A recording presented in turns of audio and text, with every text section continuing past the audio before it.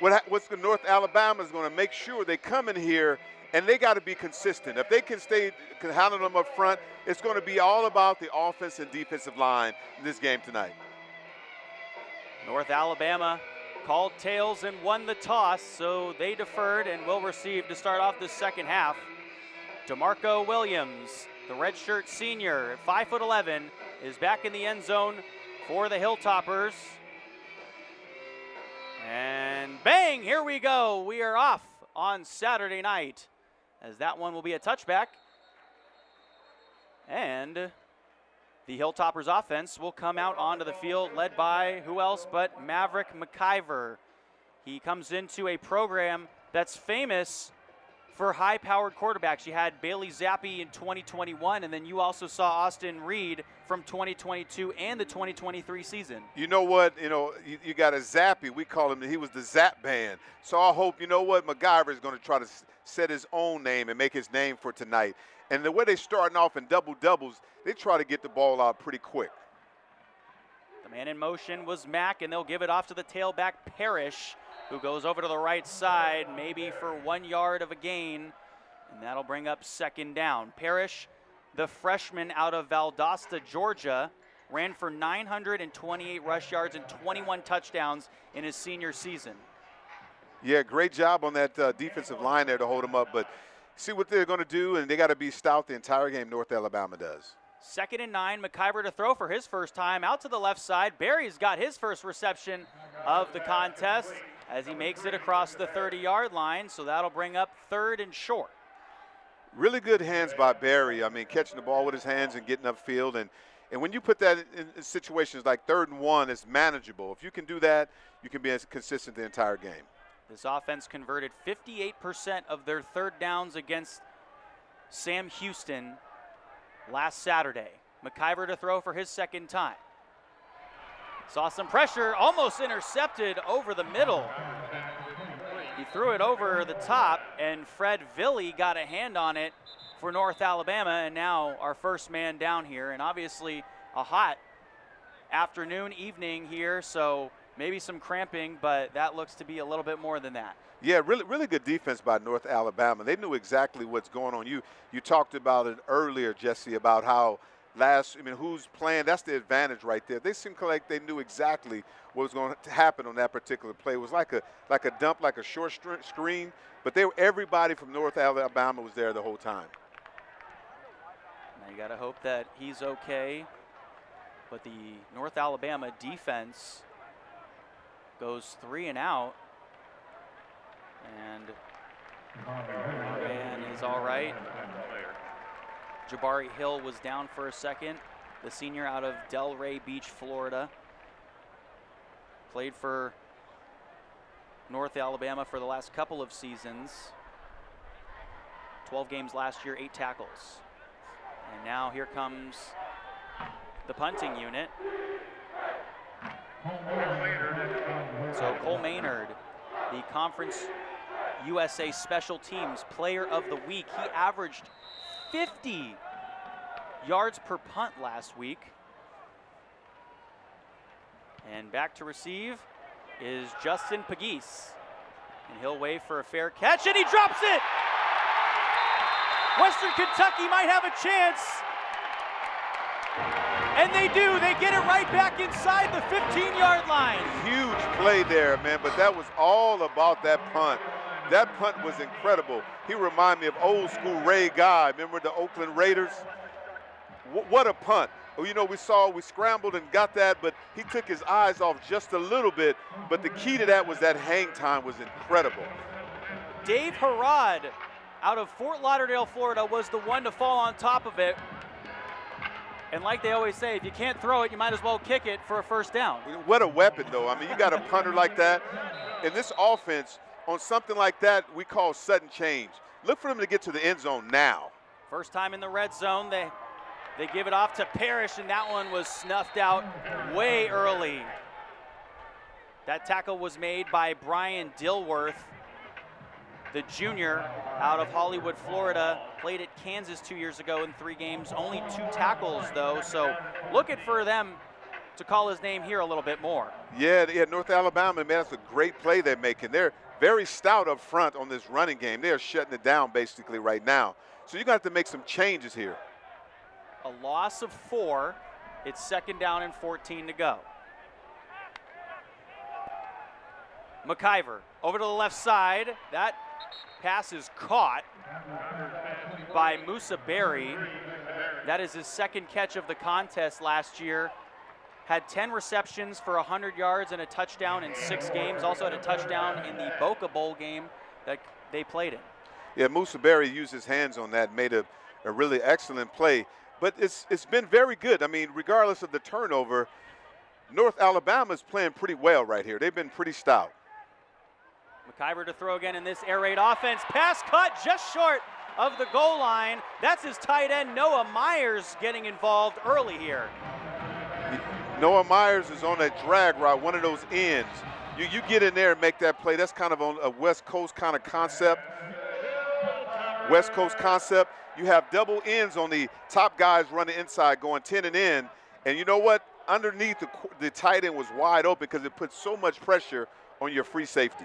So George Hart III is in now, and not something you see a lot in college football. McIver going under center. 1st and goal from the 2-yard line.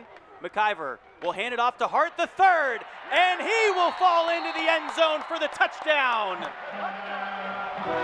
Hilltoppers score first from the 2. Very good execution by that offensive line. Great push. I mean, that's incredible, but when you have a turnover like that, you put a defense in a bad situation.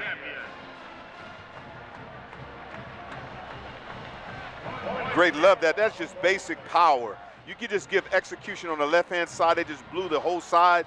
When you have a guard pulling like that, that's incredible when he comes around the corner. It looked like that was who was that? That looks like Lawrence Seymour did a great job on that play. Number 50. And we were talking about the offensive line before this game. They're the unsung heroes of this team. We're going to take a break, and the North Alabama Lions offense is going to come out and get their first licks when we return here.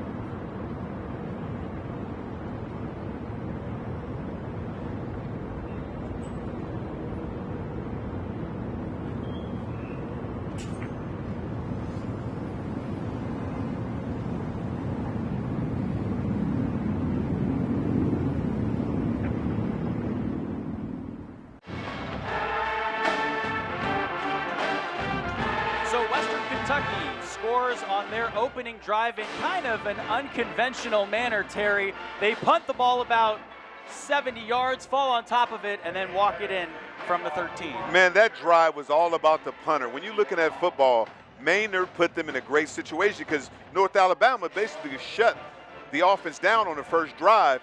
But when you have a turnover like that, the turnover, it can happen to anybody because you can see their shade and then there's also light at the bottom, so it's kind of hard for a punt returner to see that because shade on the one side, and then it's so light, it's hard to kind of see what's going on, and it was confusing when you kick a ball so that high in the air.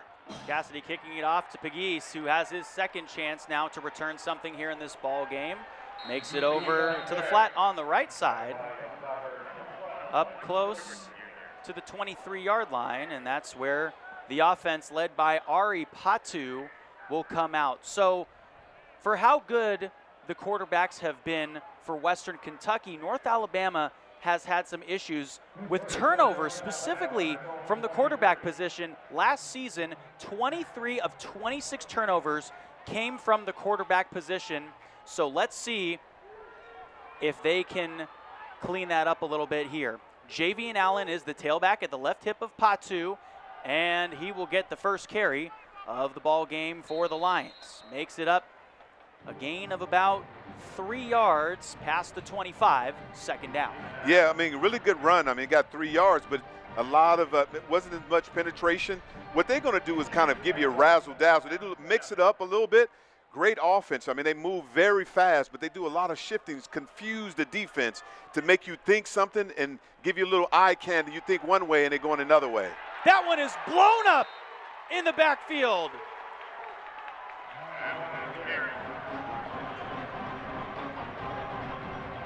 So, number 8 man, comes great. in Dylan. Yeah, Malone it's unbelievable. You know what?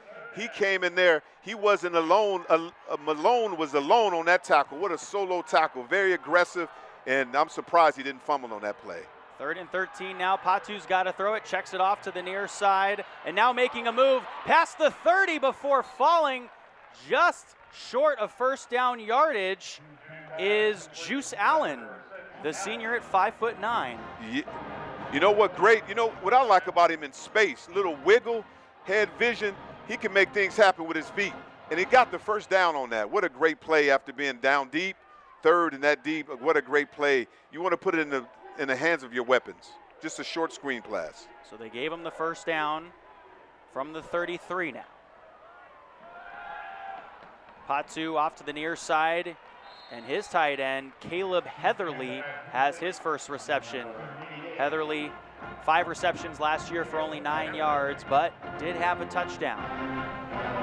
Yeah, they're going to go tempo too. They're similar. These are two similar offenses. They're going to try to get the ball in. They go to trips, and then they're going to try to do quarterback draws and mix it up a little bit. And there was just a quarterback draw up to the 41-yard line. And you were talking about how they have all this pre-snap motion happening in their offense, and now you see Patu even coming out of the game. So they really try to confuse you, and that's something we were talking to Coach Helton about for the Hilltoppers. Yeah, I mean, that's really good. An offense like North Alabama, you want to make sure you're just not one-dimensional. They're going to do a lot of things. They add extra tight ends. Now you got on the reverse. There's so many things that they're doing, but it seemed like there's holding on the receiver on this. Seemed like we see that down here. So our first flag came in from about the 49-yard line in Lions territory. Something happened down there. I mean, you were on it first, and then the flag came in, so testament to you. Let's listen. Personal foul, face mask, defense number 11.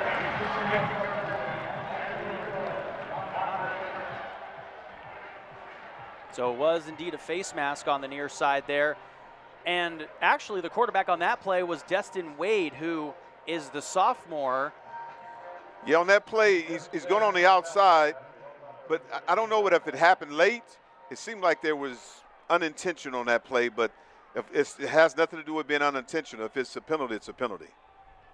3 receivers over to the right side now, and now they have man in motion. Patu alone, right side, pass is caught. Pickup of about 4 yards on the play, and KJ Fields, who is their main gadget guy, as they call him, gets the reception. Yeah, KJ Fields can make it happen in space too. That was just more of a sprint right, what we call a sprint right. And you look for the open receiver, you have different levels. You got short, intermediate, deep. And Fields happened to be wide open, so they threw the ball. They'll send out Fletcher and now get him in motion. And Patu calls his own number again and falls forward Gain of about 1 on the carry. Yeah, Patu on that run looked like he had a little happy feet on there. He didn't hit that very hard. They try to run a quarterback power. If you're going to run power, you got to run it with some enthusiasm and some effort on that. And sometimes, you know, you got to make a business decision, Jesse. I mean. I'm all about making business decisions. They also have 4 running backs that they'll rotate in and out. Big third down coming up. Looks like a pressure set. Looked like WKU is going to bring some heat there. So it's going to be one-on-one with these corners. Option. 5-man rush. Option over to the near side. Room, space to go. Juice Allen over to the near side. It's 1st and goal now from about the 8. Allen with a big pickup. Yeah, great call by the North Alabama offense on that. You see a blitz coming, but they went right to the teeth of the blitz and ran an option to it. And they just read on the outside linebacker that was blitzing on that. Great play, great adjustment. Now it's 1st and goal. A play action over to the near side. And Heatherly with his 2nd reception gets pretty much back to the line of scrimmage there. Well, you talk about Javian Allen. He had 135 carries last year for 545 rush yards, 5 touchdowns, and 161 receiving yards as well. I can see why. I mean, his lower half, those legs are really stout. He stayed low to the ground. Even on contact, he still churned and moving his feet. You can tell that's a really good running back. Destin Wade now is the quarterback, and they like to give it to him as well. This one, a push backwards, so an unsuccessful try there. That was Roderick Taylor Jr., the freshman out of Mobile, Alabama, on the try. Yeah, that defensive line was stout on that one. I mean, with Machiavelli out there, and they're pretty stout, WKU, but it's really interesting to see what North Alabama's going to do here with the double stack. They bring so many things to you, so you got to look for an outside to kind of run the ball to the other side. Scott goes in motion to the corner, and Patu just overthrew his man Scott on the left side, and now the field goal unit will come out to try to kick this one in for 3. Yeah, what a great drive by North Alabama, but it's really good by WKU defense just to hold them just to a field goal. So you would count this as a victory, a win for the WKU defense. So here's Ian Vachon, who replaces Adam Watford, who went 10 for 14 last year on field goal attempts. He was good for 71%. Vachon, the redshirt junior, at 5'11". And the 15-yard attempt is perfect. Pretty much an easier point after touchdown. Very much so. I mean, they did a great job, man. I am definitely impressed with North Alabama making that. Both teams score on their first possessions, and now Western Kentucky gets it back when we return. Being strong doesn't mean going through it alone. Mental health matters, just like physical health. It's okay to feel overwhelmed. It's okay to ask for help. Talking to someone can change everything. Your mind needs care too. No shame, no stigma, just support. We're teammates on and off the field. Your story matters. You're not alone. We see you, we support you. Let's break the silence together. Mental health is part of the game. Let's continue the Conversation. When you purchase a new Jago home, you've invested in a lifestyle built on comfort and superior craftsmanship. Every new Jago home is energy smart, providing top-tier energy efficiency so your family stays comfortable year-round.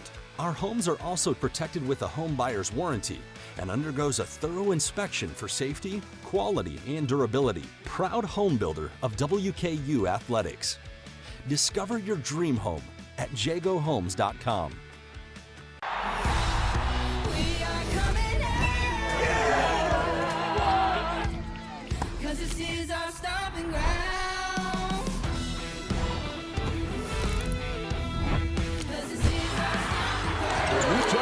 Make it work. Touchdown, Bearcats. Knocks down the 3.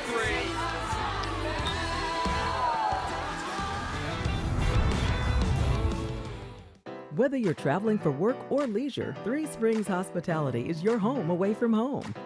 Each hotel is unique and offers a variety of different amenities to all types of travelers. Parking and Wi-Fi are always free. Plus, select hotels offer complimentary breakfast. The best part is WKU's campus is 10 minutes away from any of our hotels. So be sure to book your travel in the Fan Zone Travel Center on WKU Athletics website. Book your stay today.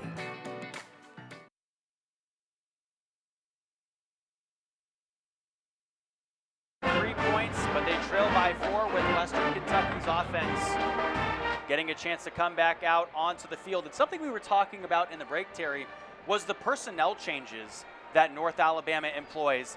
They used their second-string quarterback, Destin Wade, twice, more as a decoy rather than some teams thinking he might come in and run the football. So that's something that this Western Kentucky defense is going to have to key in on, is that personnel change. Yeah, they have a lot, what we call trickeration. I mean, that's a word that we use because they have so many people that they put out there.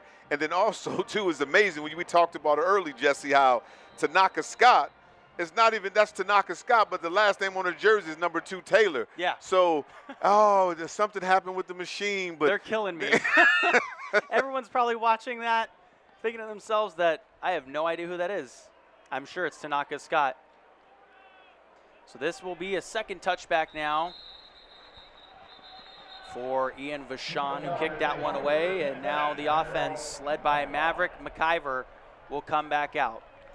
So in his first contest for this Hilltoppers squad, he spread the ball around to 8 different receivers.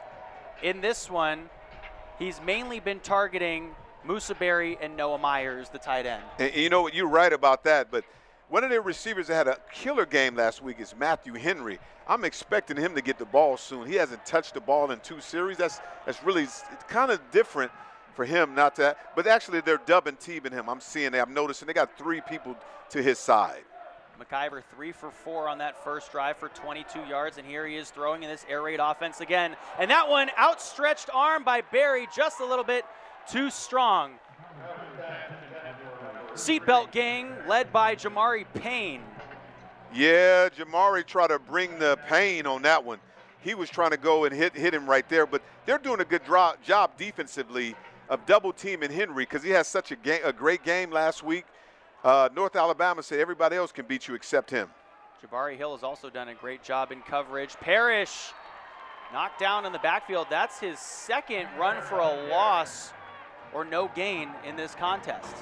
And really right now, North Alabama is really winning the line of scrimmage right now. And that's really a surprise for them because they're very physical up front. They are hitting them in the backfield. And that's very difficult for going against a offense like this. And we were talking to the offensive coordinator earlier in the week, Rick Bowie, and he said that the offensive line was the unsung hero on the team. He said they were playing like a unit from what they saw in that Week 0 game. On the fade to the corner, incomplete. The intended receiver was Musa Berry there, running along the sideline. And another quick 3 and out. Okay, not the worst place in the world for Western Kentucky based on what we saw on their last offensive drive where they punted the ball 70 yards and fell on top of it. But fool me once, shame on you. Fool me twice, shame on me, right?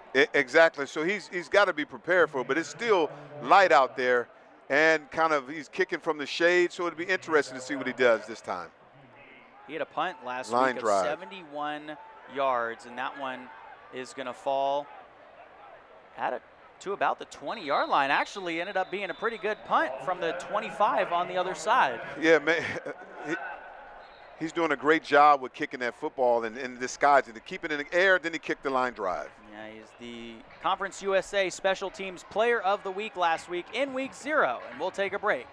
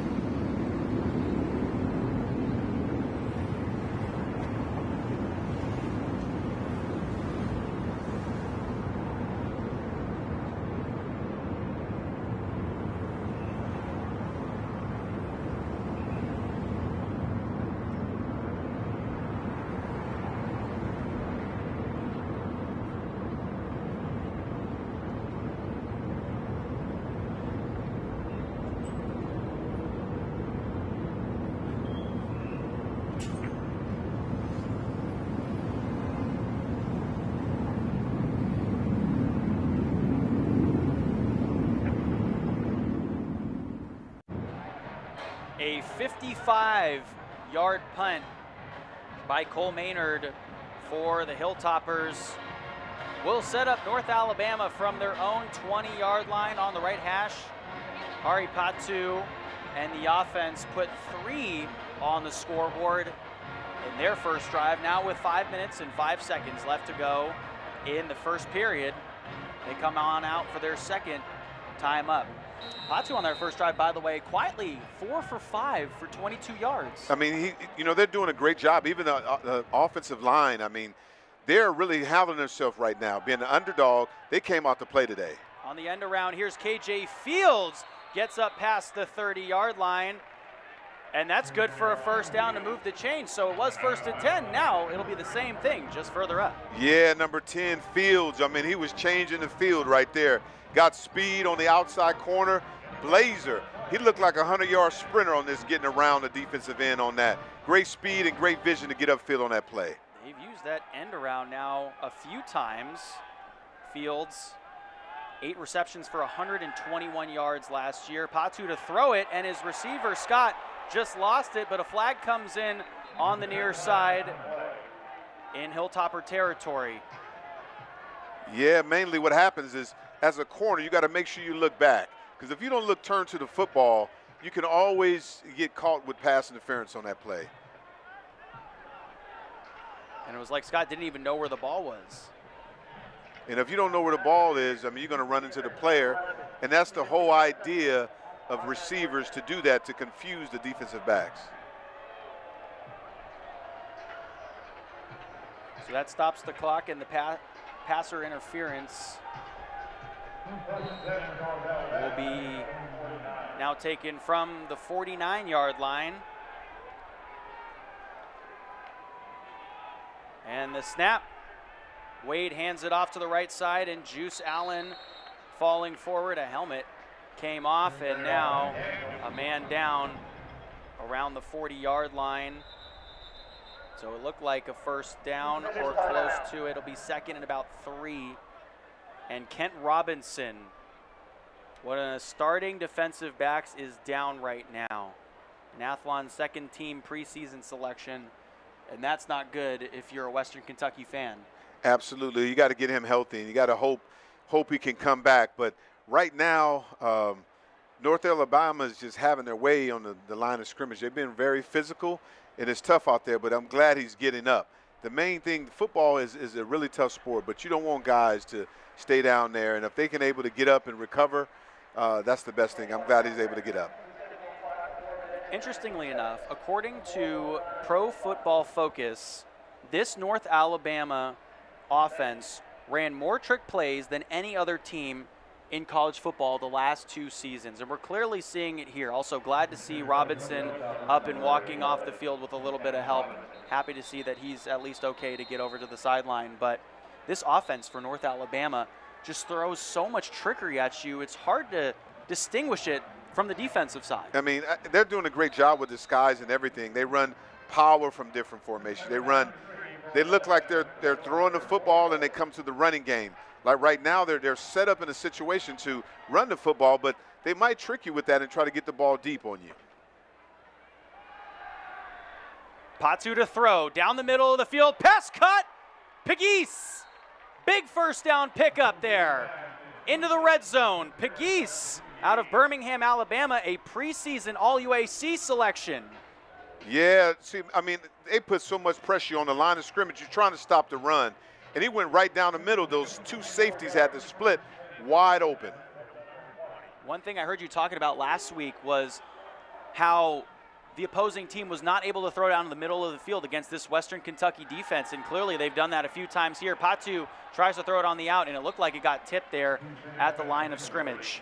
Yeah, but the main thing, like we talked about, is they're having a lot of success on that offensive line. Last week, WKU defense was able to kind of manhandle, but right now, North Alabama is holding themselves up. There's not a lot of pressure on the quarterback. The reason there's not a lot of pressure, you talk about trickeration, but like in this set right now, you don't know what it's going to. They threw the ball out of this situation. They ran the football, so you don't know. And also in the scouting report, Scott's the X receiver, you know. So Patu calls his own number again. He's now run 3 or more times for at least 3 yards. Yeah, and that was a design run, quarterback run, quarterback power on that. Design run, quarterback from the beginning. You see the guard pulling. Great job getting upfield. If he was a running back, he would have had more. I think he would have had more yards than that.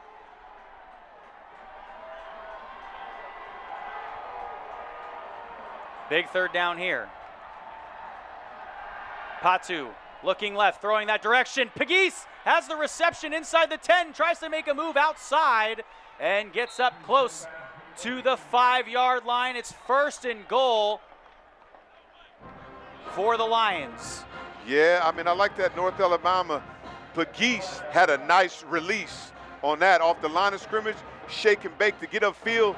I mean, he had lost yardage. I mean, he did not have the first down. He used his feet, so yardage after the catch. You watched Talladega Nights recently, shake and bake? Of course you did. Oh, He's coming wow. back.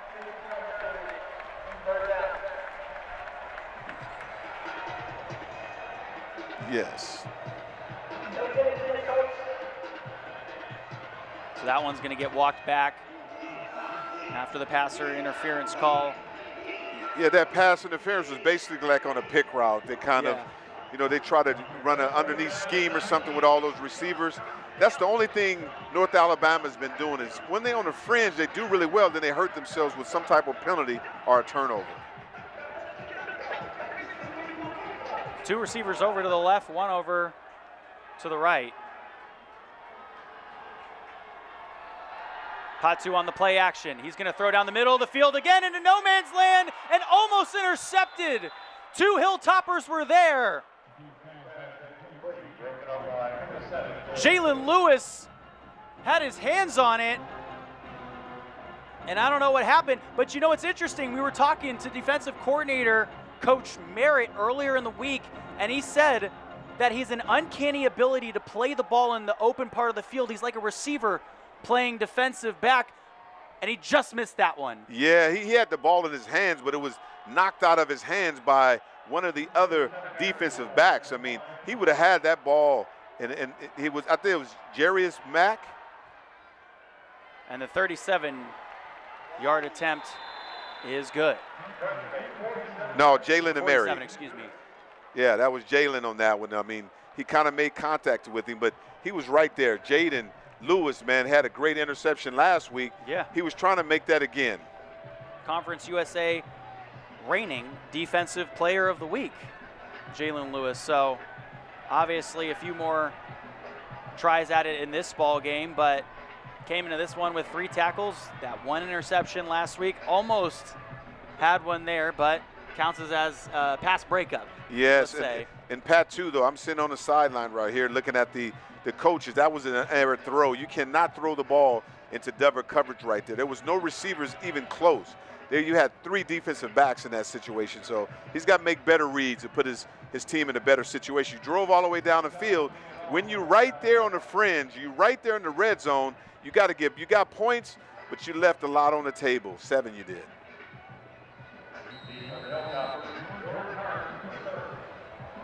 George Hart III is back to receive in the end zone now as Western Kentucky gets the ball back with 2:15 to go here in the first quarter. They lead by 1 over North Alabama. Vachon to kick this one away as the sun sets over the hills in the distance. And Hart III is going to take a knee, and it'll be a touchback. So the Hilltoppers, under head coach Tyson Helton, have been just one of 11 teams in the country and one of 3 in Group 5 programs that have played in a bowl game or the college football playoff in each of their last 6 seasons. He's here in his 7th season, was the offensive coordinator and quarterbacks coach back in 2018 at Tennessee before he came over to coach this squad. This air raid offense is something of his design. And on the near side, some room to go. Jairus Mack over to the near side, cross midfield. A pickup of over 25 yards. Man, he made that play on his own. We call him the Big Mac attack, getting upfield like that in space, using his feet churning. We got to have, also too, WKU has to make some plays with other people too. On the play action, they give it right back to Mack, let him make a play again, and he picks up 5 on that reception. He had 4 receptions last week for 35 yards. His longest reception went for 17 in their win over Sam Houston. Yeah, I'm noticing here Jermaine Ray and then Matthew Henry, they holding each other. It'd be good to see what's going to happen with this matchup today. A bullet over to the middle to Kelby Williams for the reception and the first down. Another pickup of over 20 yards. Man, he was just so close to breaking that. If he grab his, good turn, catch the ball, accelerate through your feet, it would have been a touchdown, but great hands in making it happen. McIver humming now, and George Hart III plowing his way through a couple of defenders before he falls forward past the 10-yard line. It'll be 1st and goal from the 9 for the Hilltoppers, and they're knocking on the door. So what changed on this drive? They're moving it a lot faster. The energy, too, but I like what Hart was doing. He wasn't a spade, he wasn't a dime. He had a lot of heart on that one, running people over, getting down the field. But I think on the side, what they're doing is they can get the instant review of see what happened, and they know what's going on with this defense. Now Marvis Parrish, the freshman, is the tailback at the left hip of McIver, and now goes over to the right. McIver to pass again. He's going to go over the middle, a wide open man. Touchdown, Western Kentucky. Quincy Burrows with the reception from 9 yards out. Yeah, great execution, great call by that offense. What you got is you got double ends on that. Inside receiver, they put pressure on that safety. 2 ends, right? Outside guy runs 15 in, inside guys run 15 in, and you just put the pressure, so the safety has to make a decision, and Burrow run right in the end zone, wide open. Now John Cannon out to attempt the extra kick, and a fan is going home with a souvenir. That one is good. So they go 75 yards down the field, 5 plays in 2 minutes. Great MacGyver, great catch by Burrows, but that was an excellent throw. The timing was excellent. When you make a play like that, you put so much pressure on a safety when you have 2 receivers in the same area and they cross it. So MacGyver had to make a decision who to throw to, but right now that was wide open. Great decision on that in execution. And how about Quincy Burrows? Only had 1 reception for 13 yards last week. That is his 2nd reception of the season, and it goes for a 9-yard touchdown reception. You know what? When you have a captain like that, he just throw it to anybody. Anybody's wide open. MacGyver, you remember that story, MacGyver, that whole show. He got trick plays. He can do whatever. When he's in a tough situation, he can use a knife. He can use whatever he can do, make magic out of it. Well, also, one thing I noticed on that drive, MacGyver was able to throw over the middle of the field a lot more. Yes. Did you see that? Yeah, I noticed that too, because what they did instead of the first game, not the first couple series, they only had 1 person attacking the safety. Now they're double. They decide to put 2 receivers on that one side. And a big tackle out at the 10-yard line. Pegues got stopped. Varion Cole coming around there made an excellent play. That's how you get a chance to get on that starting job, is make sure you do well in special teams. And Varion Cole, the backup for DeMarco Williams, and now obviously with Kent Robinson, who went down on that last defensive drive. You hope he's okay, but maybe a Varion Cole with plays like that gets that +1 game changer, getting more towards a starting role. Exactly, and then you had Ali's out too. This is going to be interesting. And that one, a hit on the near side as Pegues gets another reception. Pegues, his 2nd reception now for about 30 yards in the ball game, and it's now 2nd and 3. Yeah, Pegues is very physical. I like how he catches the ball and get north and south. It's just really an extended run right there. So Pegues has them around the 20-yard line. When we return, Western Kentucky up.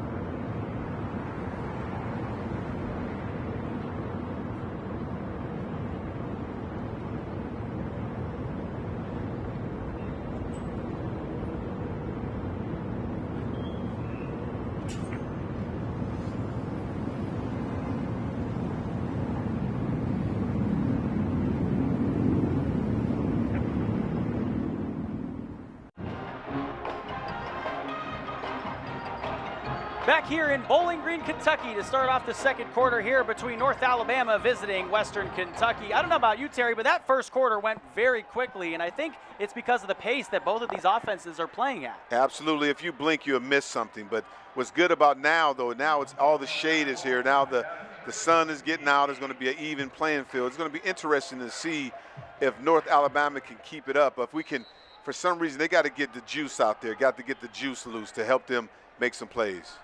Fletcher in motion over to the right side. Patu targeting over the middle of the field. And Pegues, is that another catch? Did he bring it down? Wow, that's a nice catch for a first down up to the 32. Yeah, Pegues, he's making things happen on that play.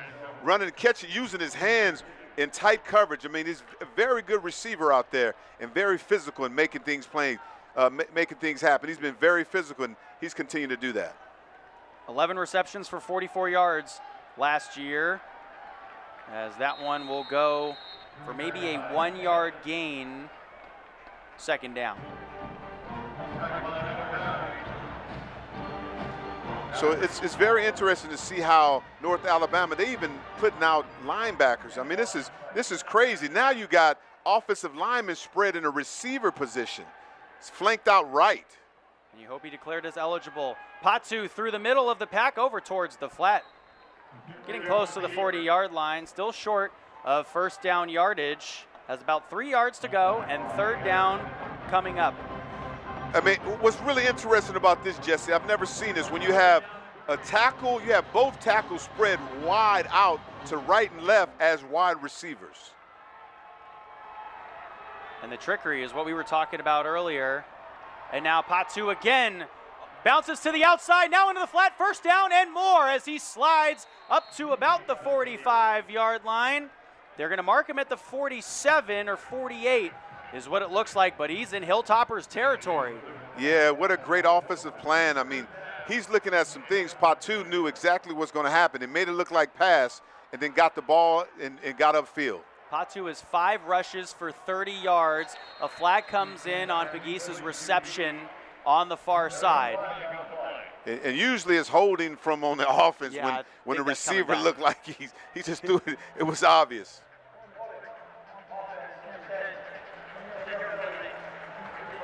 You get hit with that in your career? Yeah. Yeah, that was totally not even holding. That was grabbing around the collar. So, I mean, I know receivers try to be physical and make things happen, but it's just one thing throughout what's been killing North Alabama, just that one penalty or turnover that's caused them. They were doing really well all the way down the field, and those penalties are hard to come back from. So now it's 1st and long, about 1st and 20 for the Lions offense. LT Sanders is the tailback now. And a timeout taken on the near side by Coach Dearman. Dearman not happy, very animated on the near side there. And so we'll take a break and see what he might have been upset about when we return here. Western Kentucky is up by 8. Hilltopper fans, show the world you're a Hilltopper and take the Big Red Spirit wherever you go with the official WKU Athletics debit card. Available only at South Central Bank. South Central Bank is proud to support Western Kentucky University and be the exclusive provider of the official WKU Athletics debit card. Stop by any location and ask about yours today. South Central Bank, the official debit card provider for WKU Athletics. Member FDIC, equal housing lender. At Conference USA, our student athletes strive to excel in competition and in the classroom. Behind them are faculty who inspire and uplift, professors who ignite curiosity, fuel ambition, and believe in their pursuits. This year, we honor our CUSA Professor of the Year from Florida International University, Dr. Noel C. Borengo.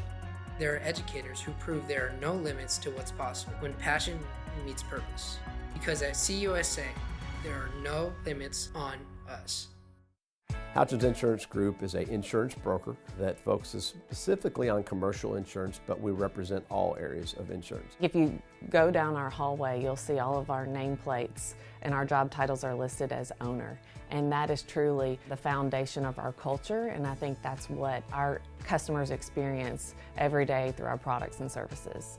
We are superior in service and quality. We've got to provide the best resources for our clients day in, day out.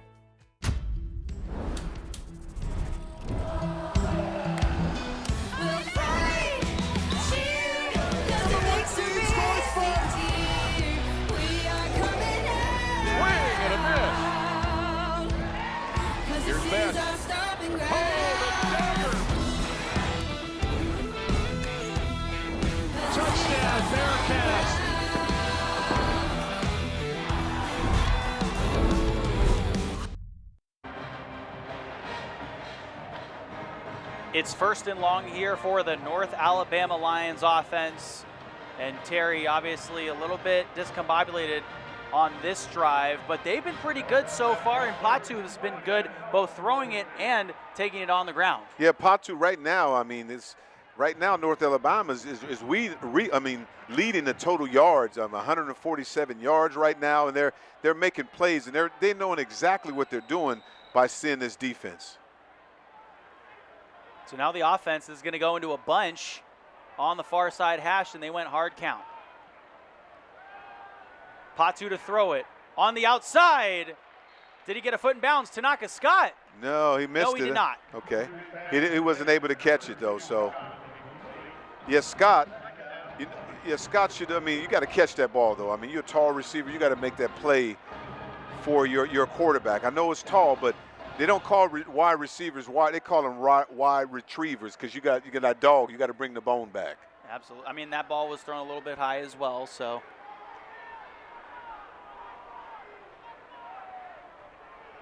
Fletcher sent out to the left.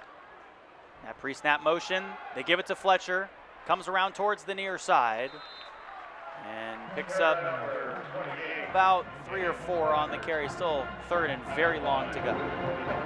Yeah, great support right there by the safety Lewis right there.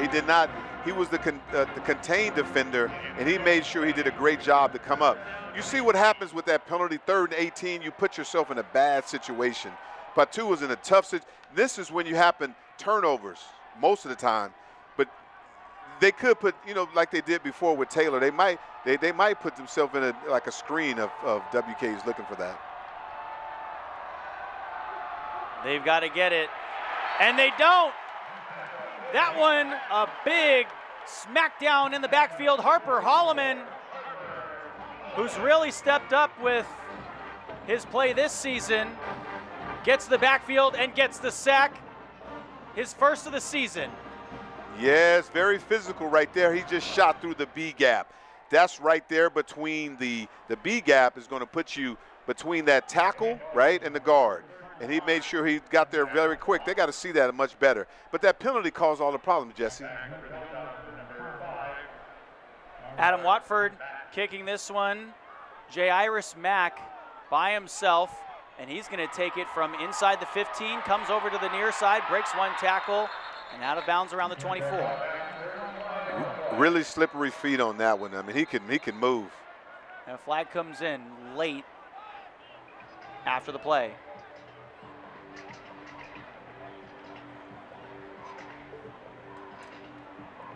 So if it stands, it would be from about the 23-yard line is where the near side official marks them down at. Maybe a hold on the return.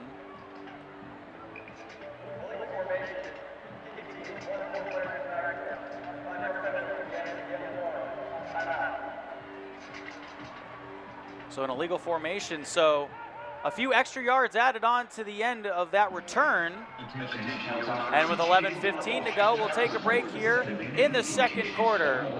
Western Kentucky still up by 8 as their offense looks to come back out onto the field and continue their aerial attack.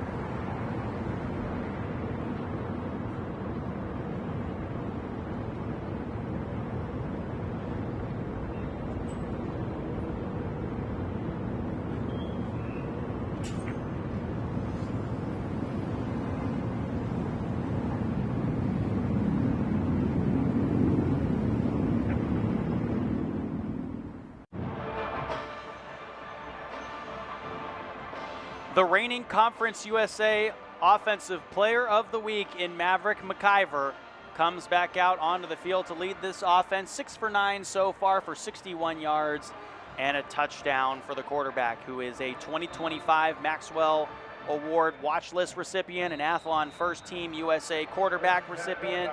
in the preseason, a Steel first team, and is the WKU leader of the offense. Yeah, right now he's 6 for 9 with 61 yards. So he's making things happen. But what's very interesting to see if they can get the ball into Henry's hand. He has not caught the ball, not one pass. Over on the far side now, pass caught by Hutchinson. And Hutchinson gets up to the 35-yard line. So while Katie Hutchinson might be the diminutive receiver on the squad, he's quick and has great explosiveness. Yes. You know, he can take the ball to the house at any time. We're playing in Houch, so sometimes Katie is called Katie, take it to the Hutchinson. I love all the play on words you guys have here. It's a lot of fun. McIver is going to float this one towards the far side, a 50-50 ball. Did he get it? Yes, he did. Have yourself a game. Matthew Henry, his first reception of the ball game, and that's for a huge first down pickup. I was waiting for him to catch the ball. King, they call him King Henry out there making plays like that. Great catch, going up at the high point. You know what? You can contain him, but you cannot shut a player like that down. And there you saw Coach Bowie over there, and he was telling us that Henry has great ball skills and does the job with his body and lean control. He's such a tough cover. Yes, a little toe tap, little twinkle toes at the end. That's definitely in. He must be a ballerina. I was going to say, does he do ballet? Man, he might, because I know he's a king, but I didn't know he was a ballerina too. Not a ballerina, but what we call that, a gymnast. Whatever he can do, great ball skills, and been able to control his body, like you said, Jesse. And they're going back to the replay there, but Matthew Henry makes the reception. Played for Western Illinois last year, one of the transfers to this program. By the way, this Hilltoppers program had 61 new players on the roster with 47 transfers and 14 true freshmen. But Matthew Henry, there is his total from last week. 7 receptions, 148 yards. His longest one went for 21 and a touchdown, and he became McIver's favorite target. Yeah, because we was wondering what's going to happen. Where was he? Yeah, exactly. Then all of a sudden you make a big play like that, that'll flip the field, because he caught his first touchdown last week for McIver. So it's upheld, not confirmed. So they didn't have any evidence to overturn it. Yeah, but we saw it. Our eyes are good. Great catch. What you got, 20/20? Yeah, no, yeah. Hope it's a little better than that. Hope. You're holding your reading I'm glasses using the in your reading hand glasses. Got right the now. glasses to help me out. But great catch, though, bringing that ball in. He's a big playmaker. You know, statistically, right? Yeah. By watching WKU, when they're on the fringe right here, because it's further enough, and I'm looking at the data analytics, they're like about 70% of the time when they're in this bunch crunch, they try to go deep. Let's see if that really happens. I don't know. Maybe that'll happen. That last reception was for 27 yards, and here comes the end around. This is Cameron Flowers, who's met right around the line of scrimmage. If he gained anything, it was maybe half of a yard, 1 yard. So still second and a little over 9 to go. Yeah, because if you watch a film study, that formation is some type of trickeration. I mean, they've been learning to do that the entire time. But I'm thinking North Alabama has been really stout, though. They only a couple plays here and there, but they're making some plays, and they're doing a great job with this unorthodox defense. Over the middle, this one pass caught by Williams, and that'll be good enough for a first down inside the 30. Kelby Williams out of Houston, Texas, the senior, went to Old Dominion last year, 52 yards and a touchdown in 7 games. Yeah, great pass right there, getting that ball out real quick. Now it's time to go deep. McIver floating it, incomplete. Tried to get Musa Berry on that go route. Man, over here, you know, this is the home of the Corvette, so this offense is like NASCAR. They're going so fast right there. And you know what? It's more like a Corvette. WKU, the Corvettes, going really fast.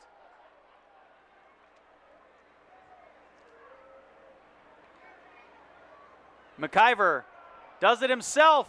falling forward to the 20. Yeah, he's not normally a runner like that, though, No. so that was different. I mean, that was kind of a delay, like almost a quarterback draw. So it was kind of a recheck with me.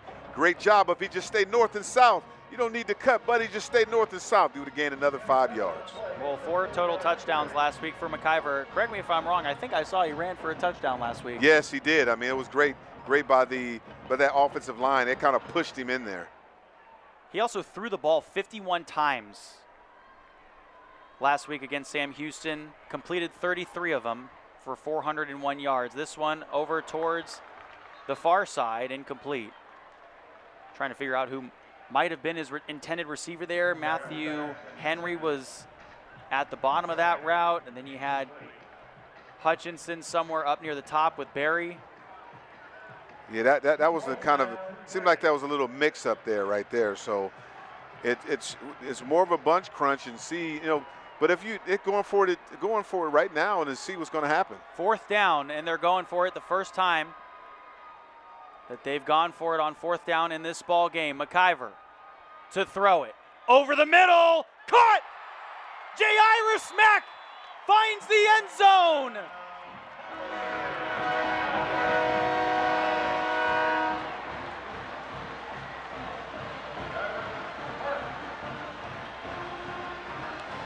Jairus is making plays. Jairus Big Mac making plays all day, clutching the red zone. But great throw by McIver, getting that ball. I mean, getting the ball out there, having 4th and 3. Say, you know what? Instead of going for 3 yards, we're going to go for the end zone. Crazy to take an end zone shot, by the way, on a 4th and 3. It wasn't like a 4th and, 6 inches. Yeah, they say, McIver said, I'm not scared. Are you scared? I'm not scared. So McIver and Jairus Mack connect for their first time this season for a touchdown, and now Western Kentucky is up big here in the second quarter with 8:14 to go. WKU is home for big dreamers, for those who shape the future, who set their sights high, accept challenges, fuel their passions, for those with a desire to create a better tomorrow. You don't come here to prepare for one thing. You come here to prepare for everything. You belong on this hill, where we engage, learn, grow, and celebrate together. Climb with us at Western Kentucky University.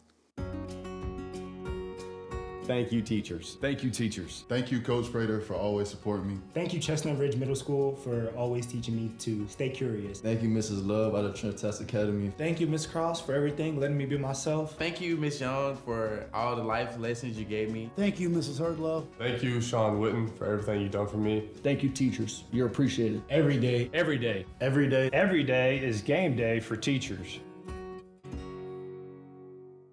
Blue Moon Sanitation provides clean, friendly, and dependable sanitation services at a competitive rate. We proudly offer the newest inventory in units and trailers in the area. For job sites, small and large, we keep in stock multiple portable toilets and roll-off open-top dumpsters and compactors. Blue Moon also provides residential garbage services in Warren and Allen counties. We want your stinking business. Go to BlueMoonSoki.com to learn more about ours. Blue Moon Sanitation, the official porta potty of WKU. Weekdays are a grind. Traffic, overflowing inbox, missed calls. Your weekdays deserve better. And this October, Conference USA is bringing better straight to your living room. Weekday CUSA is back. Conference USA is here to make your weekdays fun again. Enter a world of college football bliss. Treat yourself to touchdowns, turnovers, and the thrills that come with weekday CUSA football. CUSA is the star of the show weeknights all October long. Don't miss 1 second of the action. A 20-yard touchdown reception by Mack. And it caps off a scoring drive that went 8 plays for 72 yards, and the extra kick was good. A 21-6 ball game with 8 minutes and 14 seconds left to go in the second quarter. This one going a lot slower than the first quarter. And out there to kick this one away is Jack Cassidy, by the way, from Northern Ireland, and literally had never kicked in an American football game until the game against Sam Houston last week when he went 8 for 8 on touchbacks. Yeah, you'll never return a ball from him. He's just a madman. He's like Goliath, a big giant out there. He Kid's got booms a the boot. football. No way you're going to return it. So it's 9 for 9, Jesse. No, 10 for 10. 10 for 10. If you're including today's game. So now Ari Patu and the offense come back out onto the field.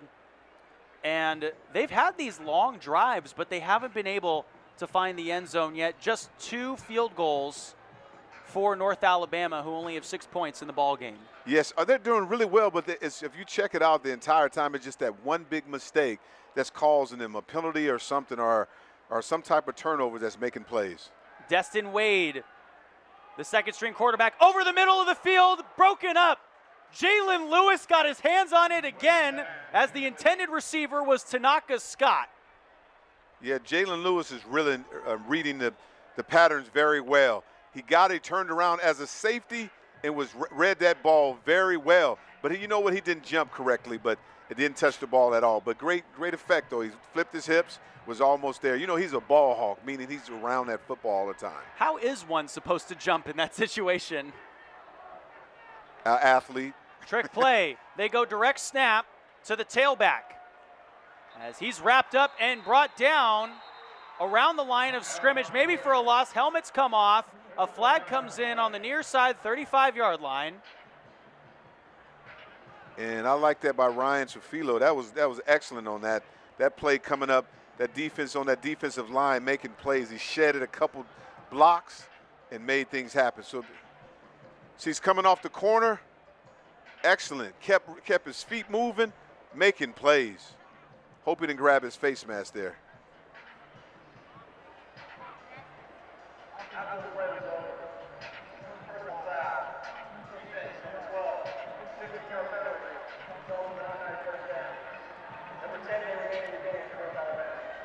Javen Mack gets hit with that penalty, the senior from Athens, Georgia, who played at Charlotte last year in 5 games. Yeah, I mean, I can't believe it. So you take him out immediately when you make a play like that. I mean, right there, you had him on the ropes. You make a play like that and you let him loose. So that's not a really good play by the defense on that part. Automatic first down, and Patu hands it off to Juice Allen, who fumbles it on the ground. I think he fell on top of it. But after a big penalty that helps the offense, they lose 3 yards on that first down carry. Yeah, that was on the quarterback there. That was almost a pitch. You took the wrong angle, wrong step. You got to take a V step instead of a lateral step like that and get it to the running back very quicker.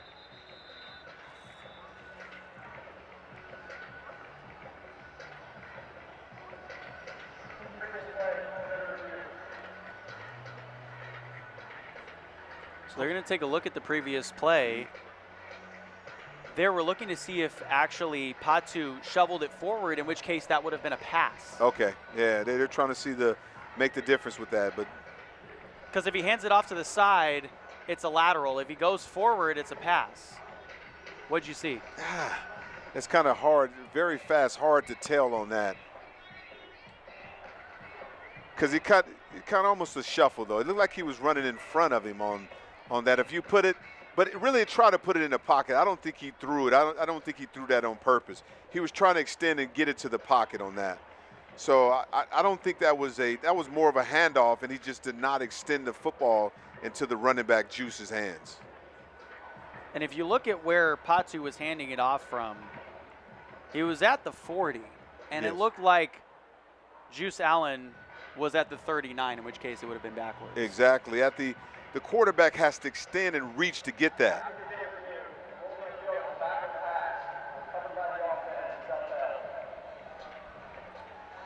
A backward like we pass. All thought, except for a backward pass. You love football. Yeah, we love it. Yeah, that's a little different. Teaches you something new every time. So I think that was a mistake there. That was more of a handoff and running play. Let's see how they would score that. So it's 2nd down and 13 now from the Lions' 37-yard line. Patu to pass, a quick slant on the near side. Scott's got the reception, and he makes it up to the 42. Pickup of 5. Yeah, Scott is a pretty physical receiver. Great catch right there, making it with his hands. I mean, incredible hand strength on that play, getting upfield. And ladies and gentlemen, I know his jersey says Jay Taylor on it. I'm just telling you, I'm sure it is Tanaka Scott. Absolutely. That's more trickeration right there. I mean, they said that, you know what, we brought the wrong jersey. Okay. It's part of the offense. Patu's got to roll out. He's sacked for his second time this game.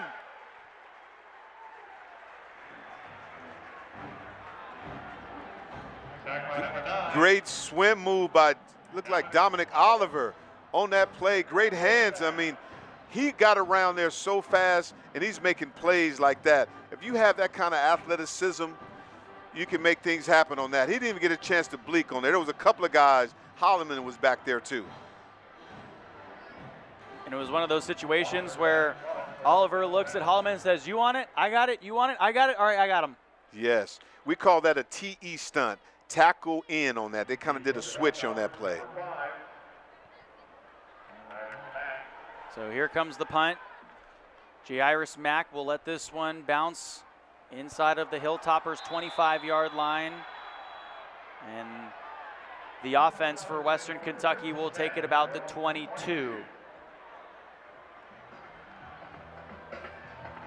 So North Alabama's offense quieting down here after a very aggressive and quick first quarter. They've sort of slowed down here in this second quarter. Is that because of the defense of Western Kentucky? Yeah, a couple of plays there here that the defense has changed a little bit, but also too, there's always been one big penalty or one big mistake that caused them so much problems. So here comes McIver and the offense. McIver rolling to his right, looking downfield, 50-50, ball is caught, one-handed catch, Katie Hutchinson down the sideline, touchdown!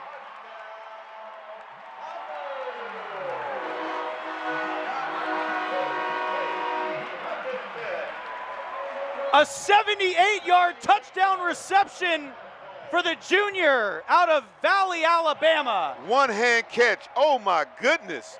Take it to the, not to the house, to the Hutchinson, where we at. Man, great release off the top. Hey, you know we say that? Hey, mama, there goes that man. That's a bad man. That's a bad man right there. What a great play.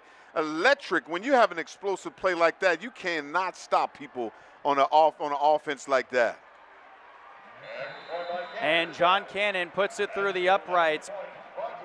Take another look at this. Yes, again, reception. But the poise what McIver did on that good release, catching the ball with great, but I don't know if it's it's the hands, but also that stick him on that glove. That ball didn't even move. Maybe I need to get a pair of them. What he put on his gloves, honey or something? Because that ball stuck to his right hand without a doubt, too. And we were talking about Hutchinson earlier, how he's not the biggest guy on this team, but we were talking about his explosiveness, and he just put that on full display right there in 4K. And especially with those hands, right? His hands were like fly traps, that little stick him on there. I mean, the ball did not move over the shoulder. Actually, it was great defensive coverage, but a better play. So now Western Kentucky is up big here. They lead by 22 with about 5.5 to play in the second quarter of this ball game. By the way, a beautiful sunset in the distance, a purple and pink sky over the rolling hills here. And the kick from Cassidy will be another touchback. Yeah, Cassidy is so boring. I mean, just boom, kick it in the back of the end zone. But what's really about, I bet all the players that's on that kickoff team love him because there's no contact involved. No. Right? I mean, hey, you're you live a little longer. My chances of getting injured Absolutely. as a special teams player. Absolutely. Kick the ball out of the back of the end zone. Cassidy, a teammate favorite on this Hilltopper squad. And now North Alabama's offense comes back out. So let's see what offensive coordinator Morgan Cruz can dial up here. In his first season as the head coach, that pass incomplete. Intended for KJ Fields on the far side, and that one was broken up. Yeah, right now they're just sitting on everything right now because they know exactly what to do. Fields they trying to get the ball as fast as him as possible. But when the defense has kind of seen that, they've seen it a couple of times, they didn't know exactly what they were doing. They were playing a zone with his cover two, meaning the cornerback just stayed in the flat. Lataj Wright was the one who broke that one up. And now here's Juice Allen trying to plow his way forward and met by the defensive front. And they might give him 1 more yard on that carry, but it's going to be still 3rd and 9 to go. Yeah, the Juice is trying to get loose, but it's been very difficult with this stout defensive line right here. I mean, that play right there was stuffed by Machiavelli. He's the nose guard. Patu. Looking left, pass caught, a move by Pegues to try to get inside of the defensive back and gained about 4. And now it'll be 4th down and 5 to go, and they're going to have to punt this one away. So with 3 and out by the Hilltoppers defense, who has seemed to show up a little bit more here in this second quarter. In that first quarter, I mean, they showed up when it really mattered, when it got towards the red zone, but North Alabama was able to march the ball down the field in that first quarter pretty easily. Yeah, exactly. But I think the big shift is what they had is 3 defensive linemen down. Then they went to 4, and that's kind of shutting down the run a little bit. Fair catch called by Jairus Mack. Inside the 40. And that's where the Hilltoppers offense will take over with 4:11 to go here. And they're up big. 28-6 is our score. 22-point lead for Western Kentucky, who's coming off a game where at the half they were only up 20-10 over Sam Houston last week, and that's what got Coach Helton thinking, okay, did we really get the right guys in the offseason? We got 61 new players on this roster. And you know what's funny? When we were talking to him, he told us that his biggest unknown was McIver. He said he was the unknown going into Sam Houston, and he came out thinking, you know what? He's a quality football player.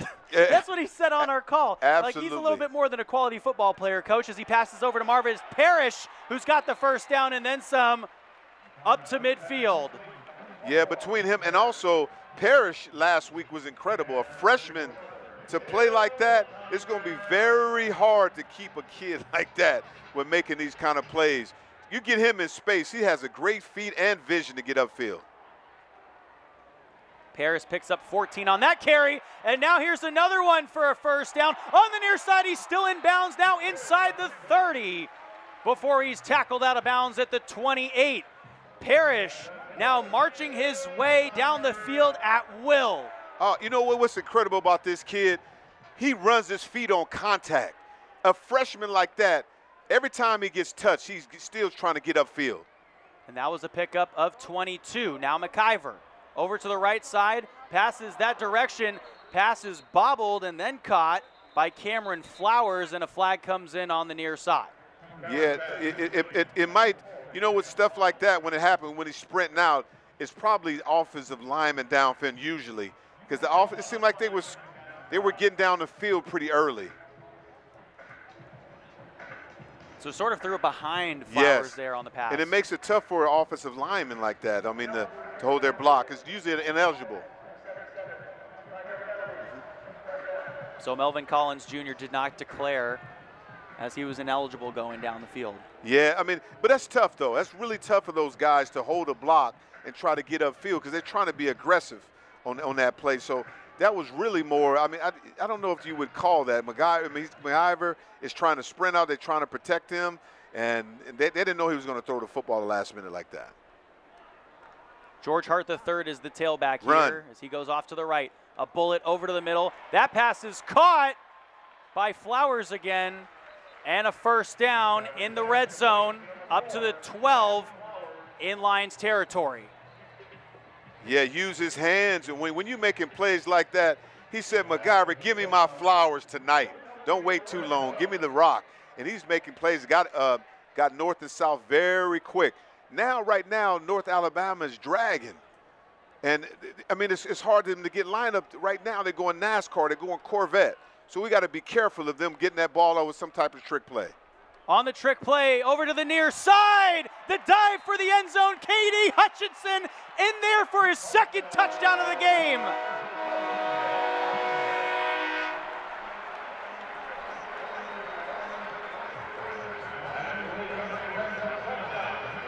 Yes, you can see that obviously.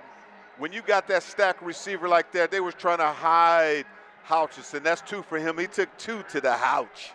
Great play on that, great speed. But that was a lot of trickery. So they try to do the same thing that North Alabama was doing. They're taking a page out of the North Alabama book, and now over 290 yards of offense in this game for Western Kentucky as the kick goes through.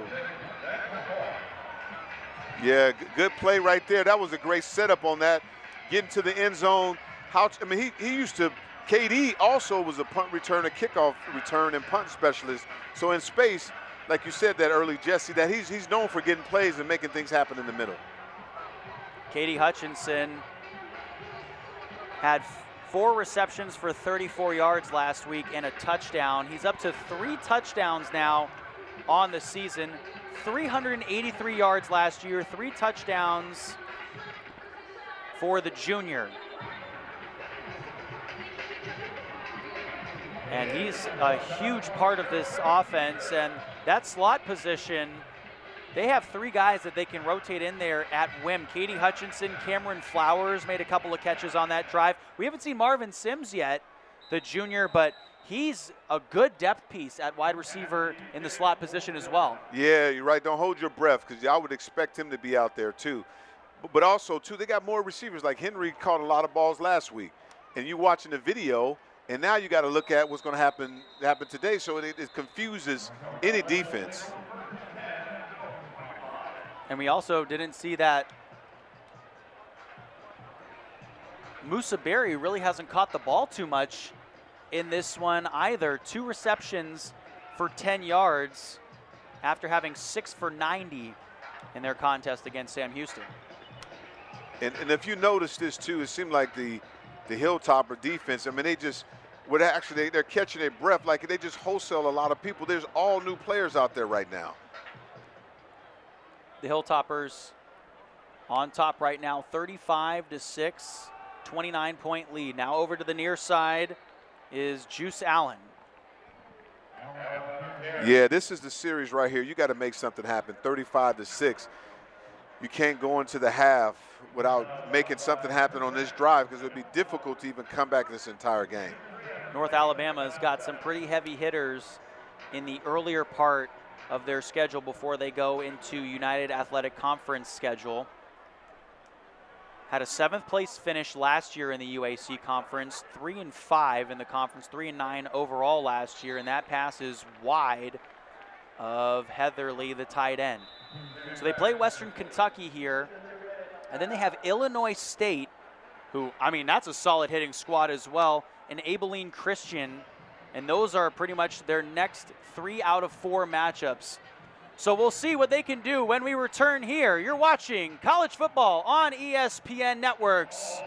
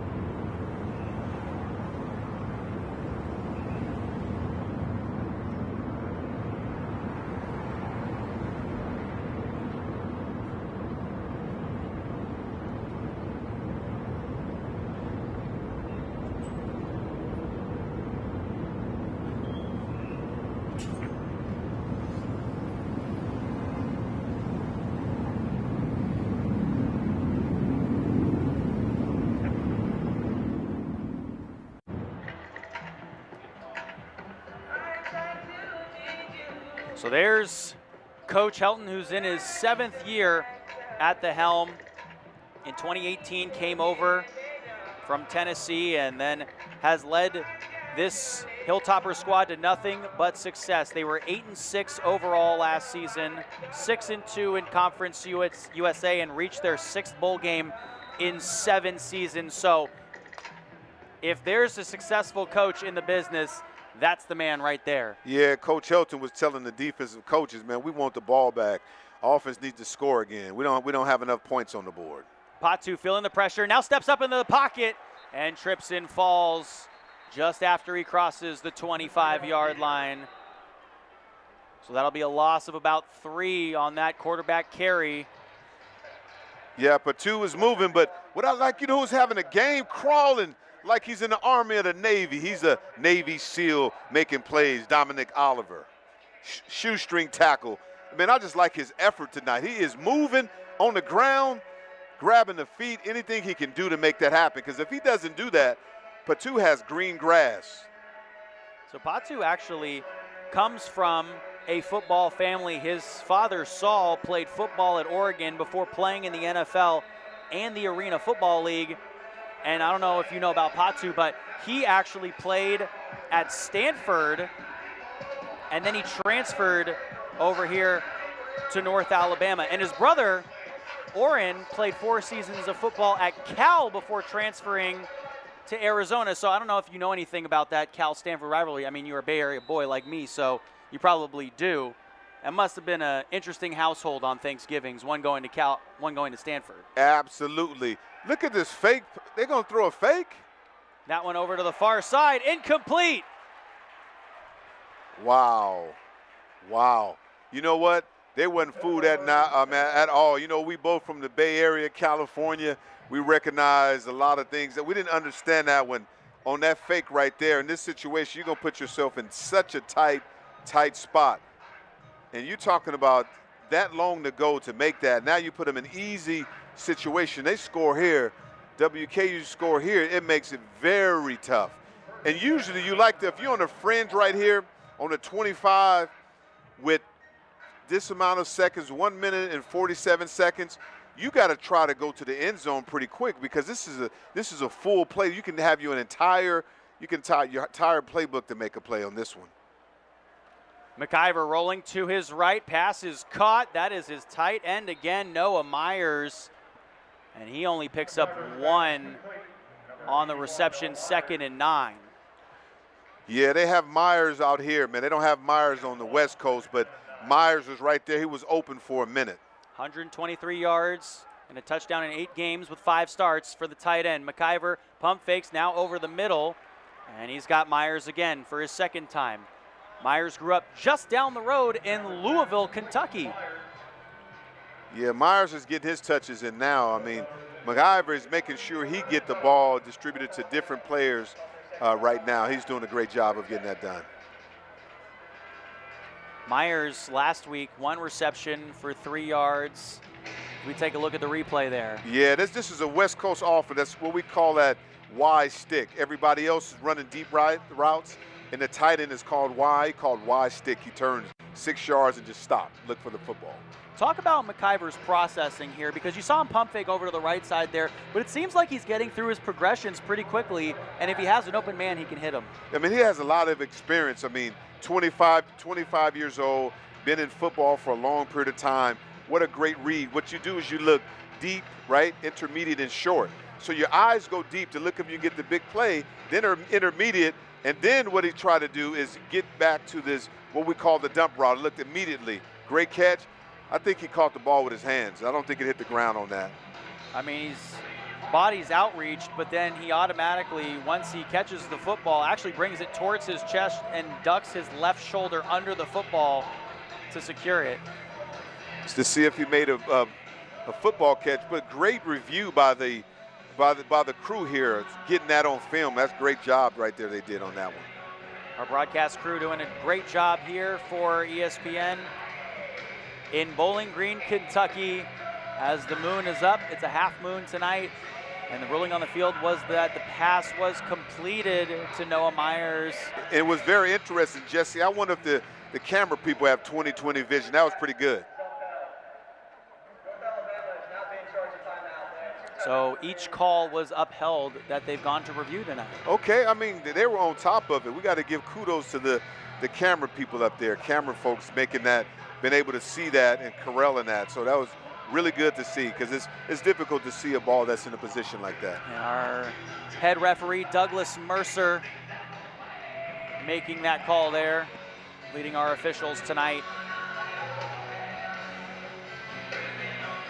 And now, with 1:05 left to go here in the second quarter, Western Kentucky looking to try to punch one more in. Yeah, it's going to be difficult if they can score here, though. Oh, we got another replay here. Look at that. Great hands. What we call stick 'em on that. Great catch by Myers. After catching the first one, McIver is distributing that ball all over the field. Great catch there. Get the first down. No, that's not the first down, but it was a catch. Sorry about that. It'd be about 3rd and 1 to go here.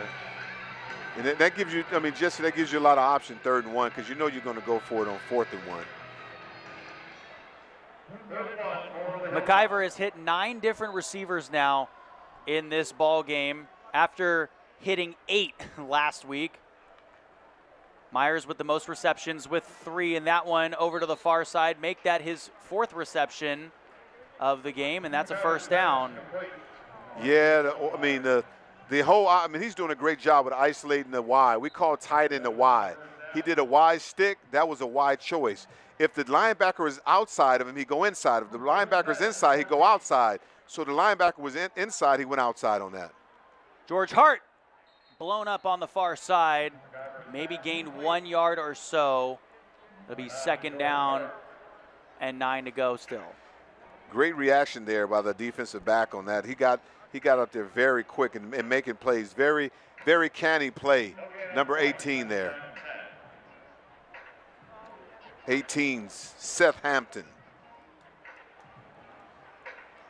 And I mean, this defense for North Alabama has been flying all over the place. It's just been difficult once McIver can get that big play. Yeah, and you know, right now, if you look at his check with me, he's looking at that defense. Watch out now. The tight end he's going to go look at his tight end or get the ball up deep. Far side. And the officials are going to go over to the sideline. That was Matthew Henry. It was ruled out of bounds, but our officials are still conversing over in that corner. Woo! Henry That's a looked touchdown. like he got that left foot down. Oh, my goodness. King Henry. Oh, man. And you know, that might be on ESPN. You know what? On Randy Moss, you just got mossed. And they rule it a touchdown. You got mossed. Matthew Henry. Get up, boy. Go get that slam dunk. Go get that ball way in the air. Going against one of their best cornerbacks. Hey, Mom, there goes that man again. That is his 2nd touchdown reception of the season.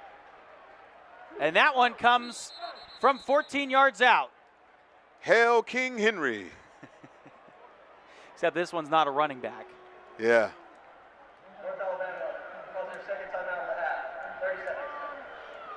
So North Alabama will take a timeout here with just 48 seconds left to go in the second quarter. And Western Kentucky has completely blown the barn doors off of this event in total. Wow, this has been crazy. That first quarter, though, it was neck and neck. It was 14-6. And then Western Kentucky puts up 27, almost 28 now with the extra kick, unanswered points in this second quarter. Yeah, making big plays off the mistakes. It's North Alabama was in the game, and they just made mistakes just too crucial in situations. And then all of a sudden, WKU just dominated the rest.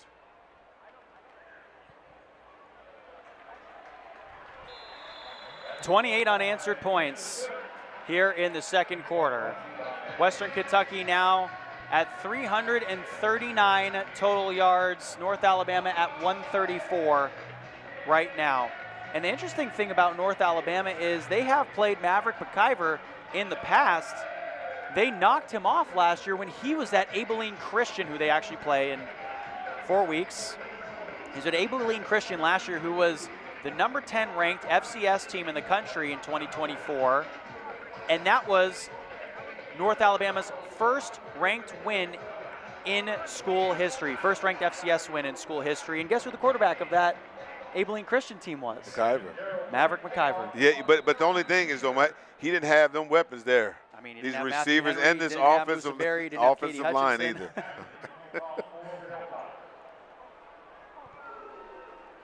And here comes the boot. And yeah, Jack Cassidy blasts that one for a touchback. Very boring. I mean, that's excellent. I mean, he's going to be that's to be a pretty good weapon even for the NFL. I mean, to kick the ball like that when there's no chance of them to even to return the football. So look at that scoreboard, 42-6. McIver, 19 for 24, has thrown for 263 yards and 4 touchdowns already. Yeah, it's not even with 48 seconds left in the half. So Juice Allen is the tailback at the left hip of Patu. Patu to pass. Now feeling the pressure. Rolls out to the right. Checks it down to Heatherly, his tight end. And Heatherly tackled at the 32-yard line. Yeah, Patu didn't have, it was almost a sack there, but that was great. Extending the play, getting that to Heatherly to make sure we make one miss and get the ball north and south. Dylan Flowers coming in there to make the tackle as well, and Patu will scramble over to the near side up to the 33-yard line. Did not really look like too much of a gain there, and they'll give him 1 yard on that carry, 3rd and 2. Yeah, Patu, they just got to be patient. I mean, if he can get something happen, he needs some type of score here just to make it reasonable so they can come back on the second half, because you just can't. 42-6 is tough to come back to.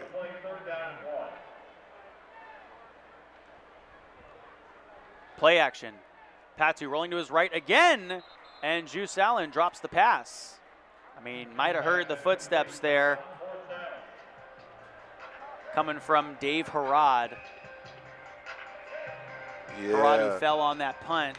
Exactly. Earlier. I mean, now they're punting. I mean, that's a tough spot. I mean, but the mistake they went when they had that fake and didn't get it, that made it a tough situation. So WKU is in what they call safe punch. You don't even bring your punt return team out. You keep your defense out to make sure there's no more trickeration.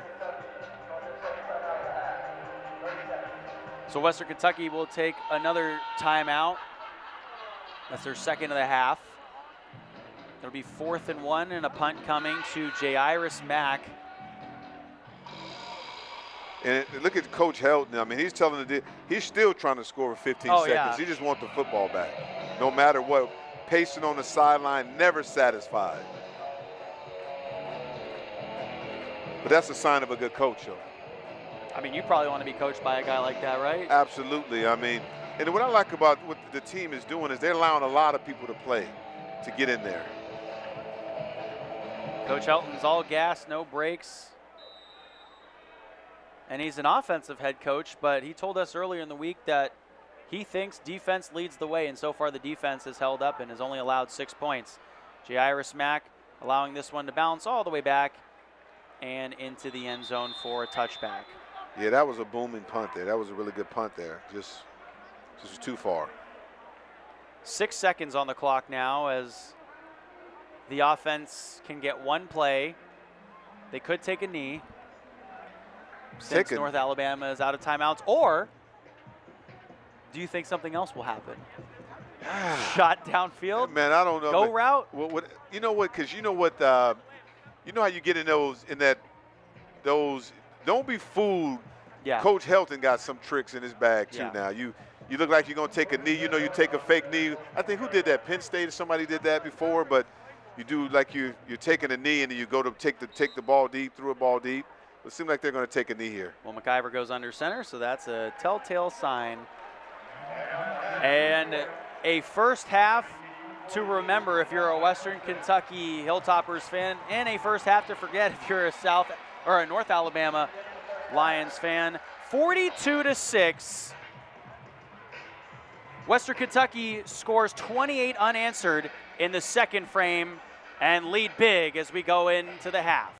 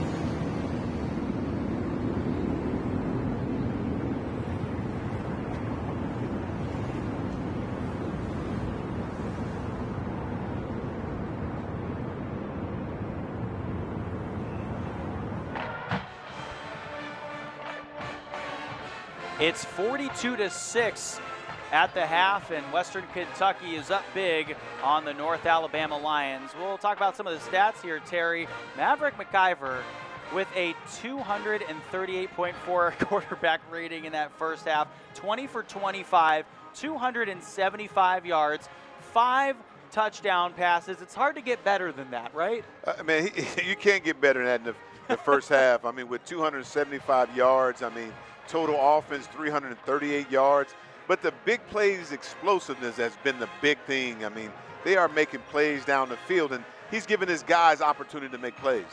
And he's spread the ball around to 9 different guys so far. His most targeted receiver is Noah Myers, who's got 4 receptions for 23 yards. But how about Katie Hutchinson in his first half? 3 receptions for 97 yards? Are you kidding me? His longest one was that 78-yard one-handed touchdown reception. That is on ESPN's college football Instagram. Man, you can't tell Katie that. All week he's going to let everybody know that. What a great half. You know, explosive plays, making great things, and touchdowns like that in a game like this just to break it wide open. And he came to make things happen. Because what they did, the safeties try to shift over. They wanted to see what McHenry was going to do, but then they left other guys one-on-one. And if there was one spot for WKU that they could work on, maybe the rushing a little bit, 10 rushes for only 63 yards. But you know what? That's all up to McHenry. I mean, they're trying to go for the end zone. If you're going to try to stop the run, because they're putting safeties in the box, so they're going to try to go deep. If you're going to go one-on-one, we're going to try to go deep. We're having a lot of fun here, and we hope you are too. It's 42-6 at the half. We'll step aside for some more messages from.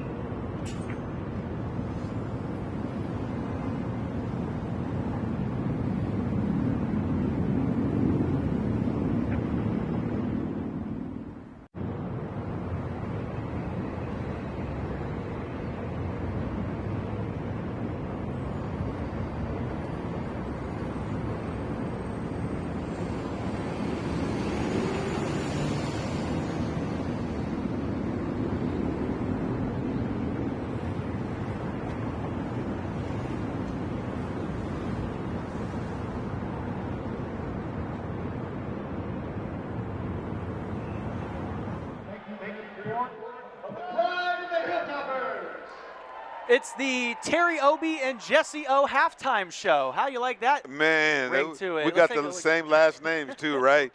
Almost. Let's take a look at some of the halftime stats here. We were just talking about Western Kentucky. Now North Alabama, only 143 yards of offense. Still have not scored a touchdown in this ball game. How do they get their offense and defense going in this one? Yeah, I mean, their offense started pretty well, though. They just got to not make crucial mistakes during the game. That's what happened. During the series, they just make one big bad play.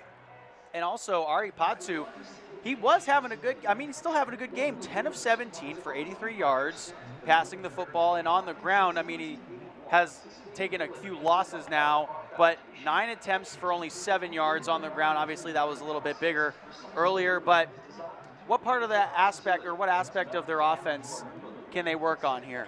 If you look at the stats here, they had 41 plays, though. They had more plays than WKU. WKU had 35, so they got the opportunity. They just cannot make the mistakes in crucial situations. By the way, if you want to talk about one more stat that you're not actually seeing there, it's the time of possession in this ball game. Western Kentucky has had the ball for 11 minutes and 59 seconds. North Alabama has had the ball for 18 minutes in this ball game. So they're controlling the time of possession, but have not been able to punch it in or score. And then also, too, the big plays is just more explosiveness been on WKU. But at the same, when you're playing a team like this, like North Alabama, cannot give them like an advantageous field position either. And so with that said, we're going to take a break. It's a 42-6 game here in Western Kentucky. The Hilltoppers are up big as we take a break one last time, and we'll see you on the other side of the half.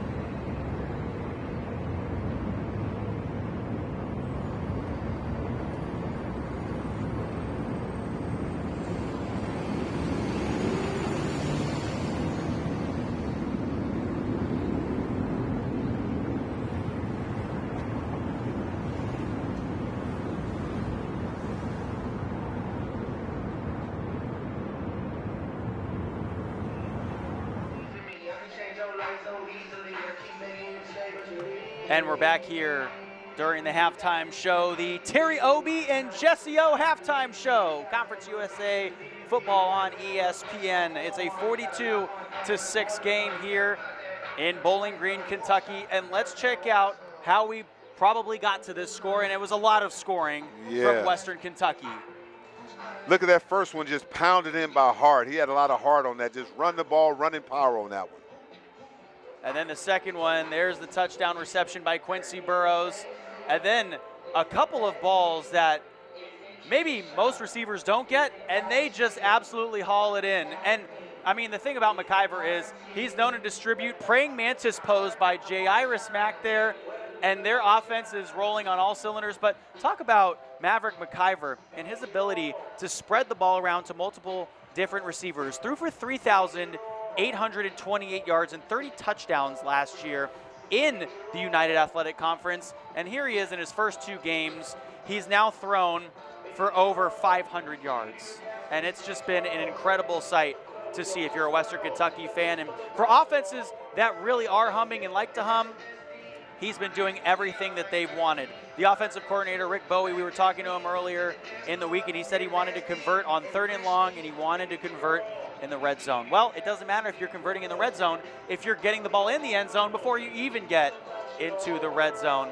So we're having a lot of fun here, and Maverick McIver has been putting on a show. Western Kentucky on top by 36 points. I'm not a mathematician, but that math adds up. 36 points is Western Kentucky's lead in the ball game, 42-6. As we take a break and come back for our second half of action, what will be in store for more Saturday Night Football? Let's find out in a moment.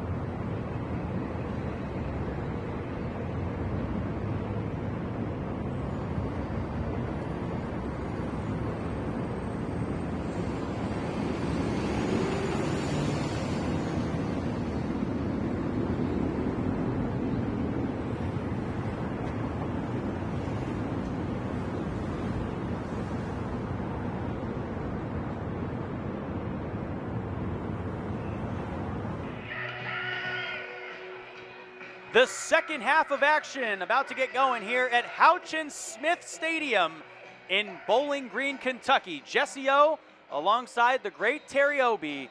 And Terry, what a first half it was for Western Kentucky, and their offense has just been firing on all cylinders. It's what it seems like the last 2 weeks. Let's talk about the unsung heroes, the offensive linemen.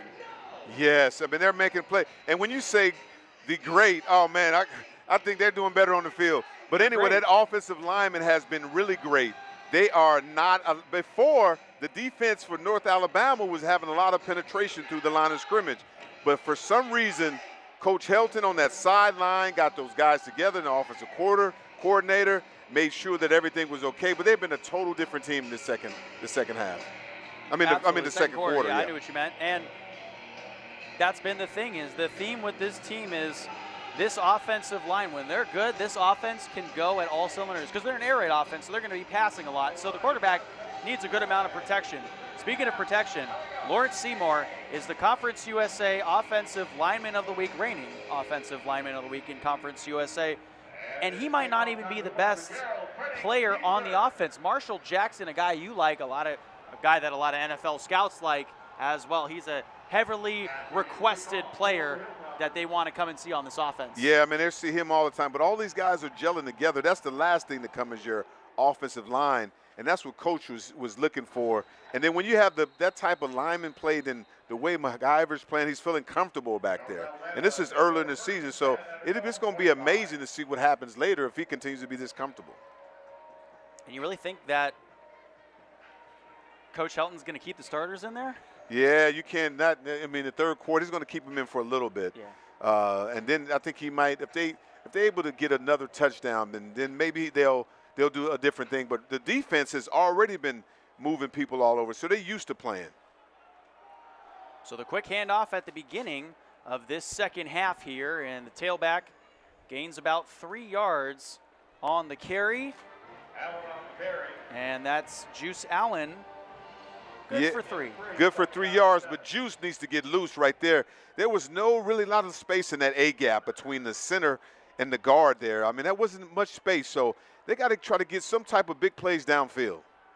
Patu ran on an option. Now up the middle of the field. He's got some room to go. Cross midfield. And he gets brought down just short of the 45-yard line in Hilltopper territory. And Vincent Sneed, how about the big man hustling back to make that tackle? Yeah, great play right there, though.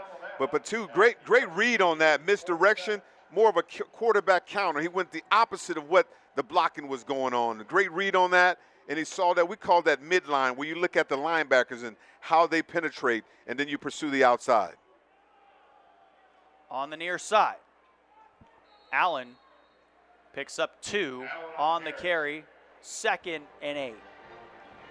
Up to the 45. Yeah, I mean, they got to make some more big plays. You got to get something in the air, though. You got one of these wide receivers have to make a big play for Patu. I mean, in order to get back in this game, you got to make plays like explosive plays like WKU, the Toppers made early on offense. Hilltoppers offense went off for 338 yards in the first half in total. Patu looking near side. Heatherly with the reception. Gets 3 more on that one. And now it's 3rd and about 5. Yeah, Heatherly, I mean, great hands on that, getting around. But you know what? You cannot just get 5 yards now. I mean, you're down 42-6. I mean, there's a lot of time in the game, but you cannot waste as much time right now. Allen motions out to the left. That pre-snap motion before every single snap will be good for this squad in the future. And that pass incomplete, intended for Caleb Heatherly. Patu now 11 for 19 on throwing the football in the ball game. Yeah, they had him on his heels on that play. That was what you call a snake safety blitz on that. S stands for snake. He was winning a C gap on there to make that play outside the tight end on that play. They're going for it on 4th down. He's going to punt it. Patu's going to kick it himself from about the 48. And it'll roll out of bounds inside the 5. Not bad for pot 2. I mean, that looked like my 9-iron. No, pitching wedge. That was a nice pitching wedge.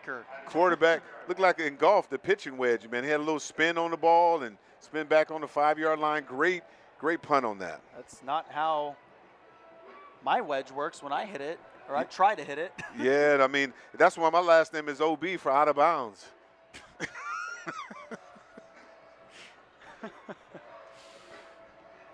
We should golf sometime. Yeah, maybe. I got to bring a lot of balls, score though. wins, right? I got to bring a lot of balls, though. Got it. So here's McIver in the offense for Western Kentucky again. Lavelle Wright is the tailback. McIver looking to the right side and incomplete.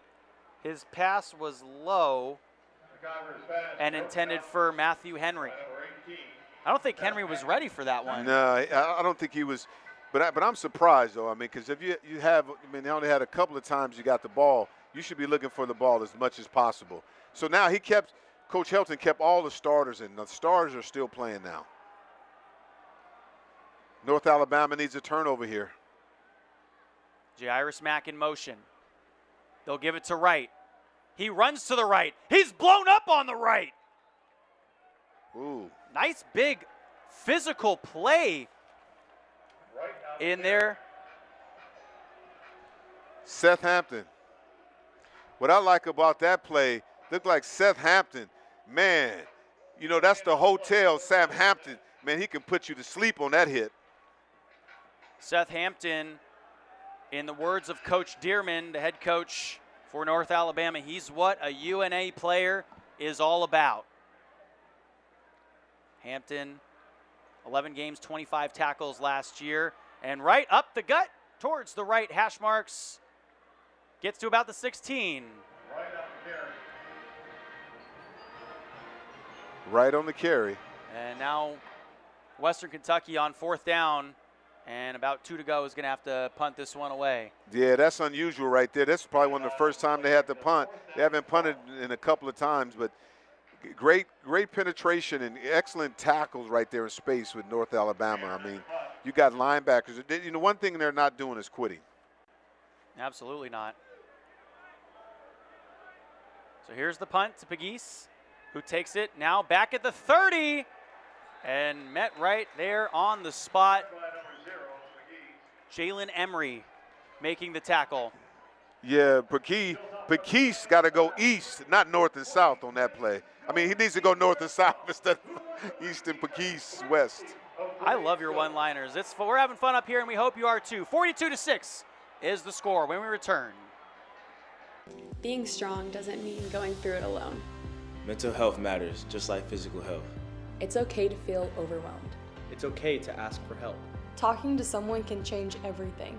Your mind needs care too. No shame, no stigma, just support. We're teammates on and off the field. Your story matters. You are not alone. We see you, we support you. Let's break the silence together. Mental health is part of the game. Let's continue the conversation. When you purchase a new Jago home, you've invested in a lifestyle built on comfort and superior craftsmanship. Every new Jago home is energy smart, providing top-tier energy efficiency so your family stays comfortable year-round. Our homes are also protected with a home buyer's warranty and undergoes a thorough inspection for safety, quality, and durability. Proud home builder of WKU Athletics. Discover your dream home at jagohomes.com.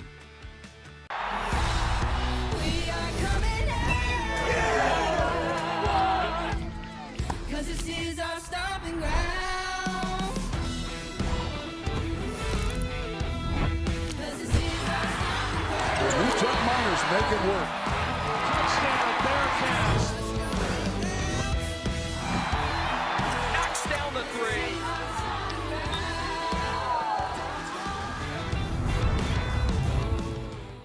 Whether you're traveling for work or leisure, Three Springs Hospitality is your home away from home. Each hotel is unique and offers a variety of different amenities to all types of travelers. Parking and Wi-Fi are always free. Plus, select hotels offer complimentary breakfast. The best part is WKU's campus is 10 minutes away from any of our hotels. So be sure to book your travel in the Fan Zone Travel Center on WKU Athletics website. Book your stay today. It's 42-6 here in Bowling Green, Kentucky, where Western Kentucky has been dominating this game so far. 11-10 to go here in the second half of this ball game, or in the third quarter, I should say. Ty Watkins is the quarterback in right now. Yeah, it's going to make your job hard now. It's got all these new players, even on Western and North Alabama. Out of Cumming, Georgia. Went to Austin P, and on the end around, here's Pegues, and he is lit up. And he falls forward up to about the 37-yard line. And let's see if they do move the chains. That should be good enough for first down yardage, and they will move the chains. Cole came down like a missile on this. Oh, my goodness. He was trying to make things happen on that play. He said, if I'm going to get some snaps, I'm going to make it happen right now. Here's Pegues again on the near side. And he's tackled about at the 43-yard line, this time by Dylan Flowers, who is both a wide receiver and a defensive back. Flowers, a 2024 Conference USA All-Freshman Team wide receiver, plays on both sides of the ball. See, this is really good right now. 2nd and 5 is manageable. You got to take a shot right now. They didn't do that. They handed it off instead as ball goes back to the middle of the field. And the tackle's made by Robbie Harrison. I guess I don't know what's going on. I mean, 2nd and 5, right? You got to have an opportunity you got to take a shot, because now you're 3rd and 3. You're in the 3rd and 3 position. Now you can get the ball can be, if you don't make this, it's tough. I would try to at least take a shot. I mean, 3rd and 3, 2 and 5 is a big difference. 2nd and 5. 3rd and 3, Patu rolling to his right. His man was covered, throwing it downfield, incomplete. I guess his intended receiver was Pegues or Tanaka Scott, but threw it into no man's land. And that'll bring up 4th down and 3 to go, and obviously you got to go for it regardless of the situation here. It's 42-6. Yeah, I mean, okay, I mean, you put yourself in tough situations right there. I mean, a couple of plays here and there, if you try to get the ball downfield, that makes a difference in 2nd and 5, and then try to run the football, because now 4th and 3, they're going to pin their ears back right now. Here's Western Kentucky.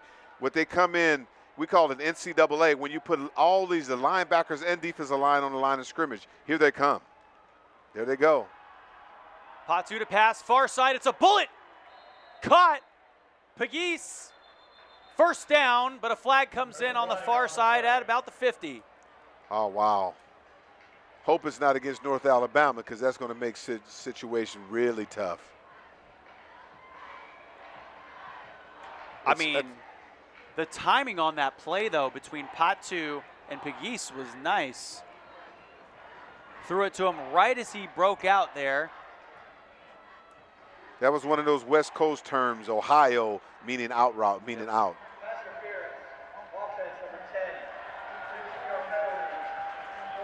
See, Jesse, that's that one play, right? Yep. Every series it's always happened like that. I wonder what happened on this, because he tried to pick play. That's what they try to do. They tried on KJ Fields. That's who the penalty was on. Fields only 1 reception for 4 yards. Maybe a little frustration. Yes. Here in the second half of this ball game. Yeah. Once they look at this video and see everything, they were in this game, but it was like self-destruction. A couple of plays here and there, and it changes the whole game. Yeah, they were trailing 14-6 after that first quarter, and I think they had even you thinking that, hey, they're playing really good. They're keeping up with Western Kentucky, and their defense was throwing all these different looks at Western Kentucky, and that's something that North Alabama's defensive coordinator, Brock Caraboa, is known to do. He's in his 3rd season, came over from Tiffin, but when we were talking to Coach Helton, he was saying that, they might run, a base 4, but then stack the linebackers, so then they get a free hitter from the back linebacker. And we saw that a couple times in this ball game. Yeah, and that's what they started the first drive with. When you got those stacked backers, it's called the prowl defense, where you don't know where they're going, so it's prowl stack. You don't know exactly what those linebackers' responsibilities are, and it can confuse the line of scrimmage. McIver still in there, hands it off to his tailback, who gets across the 40-yard line and brought down 2 yards after the line of scrimmage. George Hart III on the carry, the senior from Baton Rouge, Florida, a 2025 Doak Walker Award watch list recipient. Last year at Western Kentucky, rushed for 206 yards and 2 touchdowns. That pass is caught by Katie Hutchinson, who is having his first 100-yard reception game. And what more can you say about Katie Hutchinson besides he's been dominating?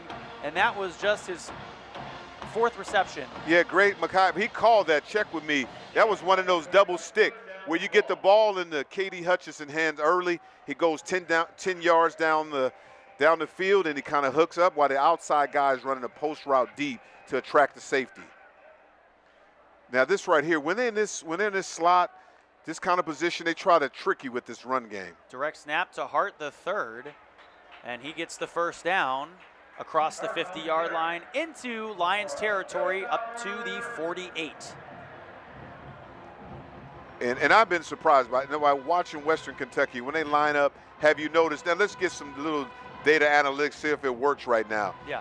When they're on the fringe, on the 50, they're about 60% of the time that they take a shot when it's the trips.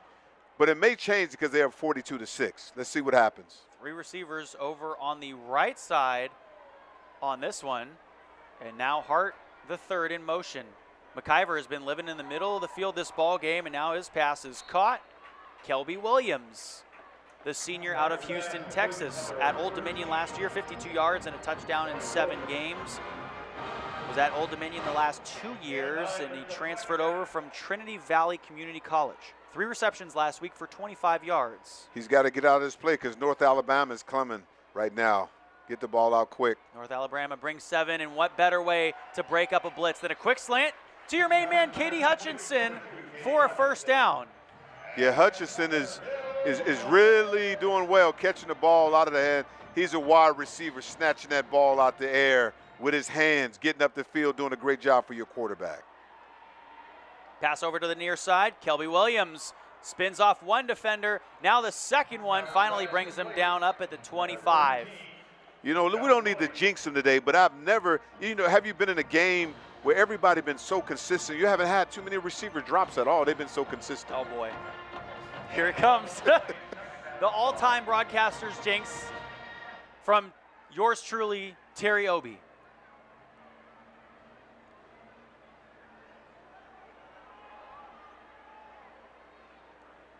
About 6 minutes and 27 seconds left to go here in the third quarter. Backpedaling.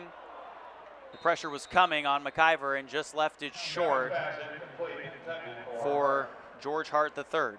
Yeah, I mean, they're trying to bring some pressure. I mean, we call that dogs, Jesse. Yeah. I mean, dog blitz meaning linebacker blitz on that. You had 2 linebackers coming to Mike, meaning the middle backer, and then you had Sam, the strong backer. So, okay, you got that. You know football. Mike, Sam, and Will. Yeah, there you go. Will is and weak. Nickel. Yeah, okay.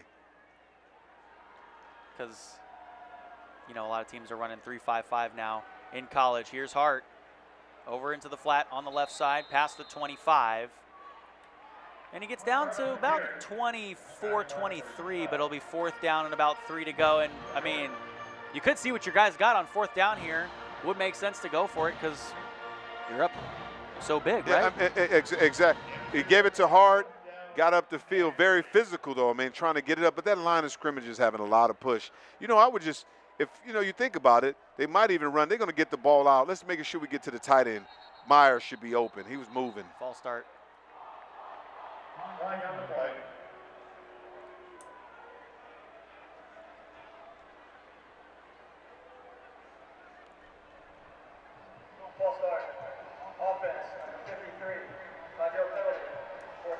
That one on Marshall Jackson.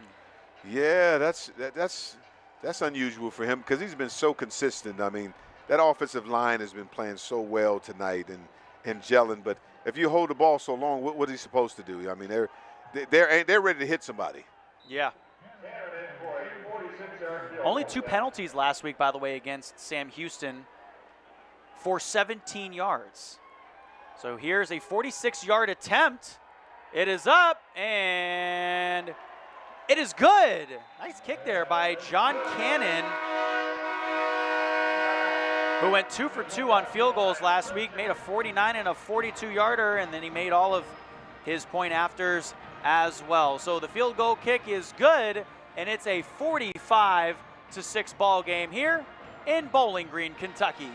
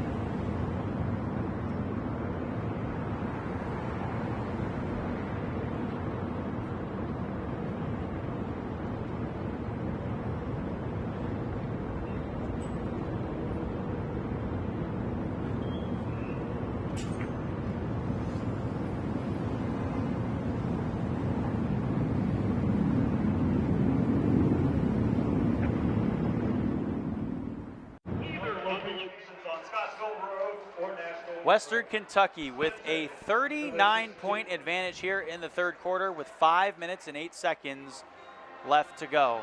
Western Kentucky just scored a field goal, a drive that took 9 plays where they went 32 yards in 3 minutes and 58 seconds came off of the clock. A 46-yard field goal made by John Cannon.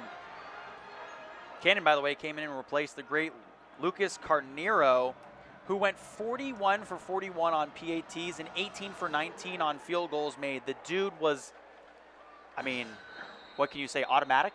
Automatic. I mean, it just was just like they're going on, whatever they're doing. Cannon has a cannon for a leg. Oh, I mean, so he has a great last name, Cannon. Yeah. So let's see what the Hilltoppers offense comes out with on the field.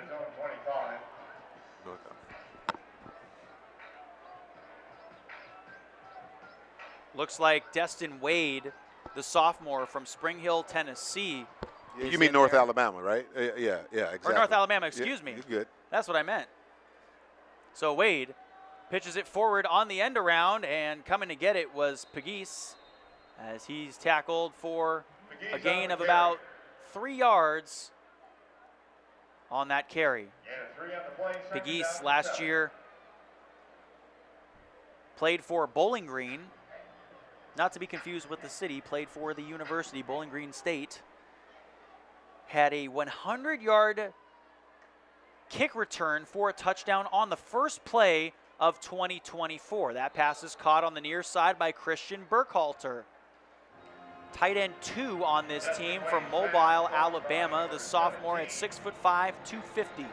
Yeah, very, very good play right there. Good poise, got the ball onto him. And I like he got north and south to get the ball. Big guys, you don't need to shake and bake. Get up and make some ground and be aggressive up there. First down for the offense. Yeah, you got the tight end back. Look for something. They got to do something out here. Wade's doing it himself. Rolls to the flat on the outside. Past the 40. Now the 50 and room to go. Now the 40 in Hilltoppers territory. A big pickup there. Went from the 35 to the 40 on the other side. Pickup of about 20. Yeah, I mean, that's the explosive play they need. But also to follow that up, now you got to take a shot. Get the ball in the air. Get that out of here. And he was feeling the pressure. So Destin Wade has to fall away from it. Jaden Gray was in his face. Yeah, he was right there. It wasn't black and white. It was all gray. So Jaden Gray, the senior from Fort Worth, Texas, deters that pass right there. And he'll get credited for a quarterback hurry on the play. And now the snap. Wade's going to keep it himself and falls forward for a gain of about 1 yard. It's 3rd and 9.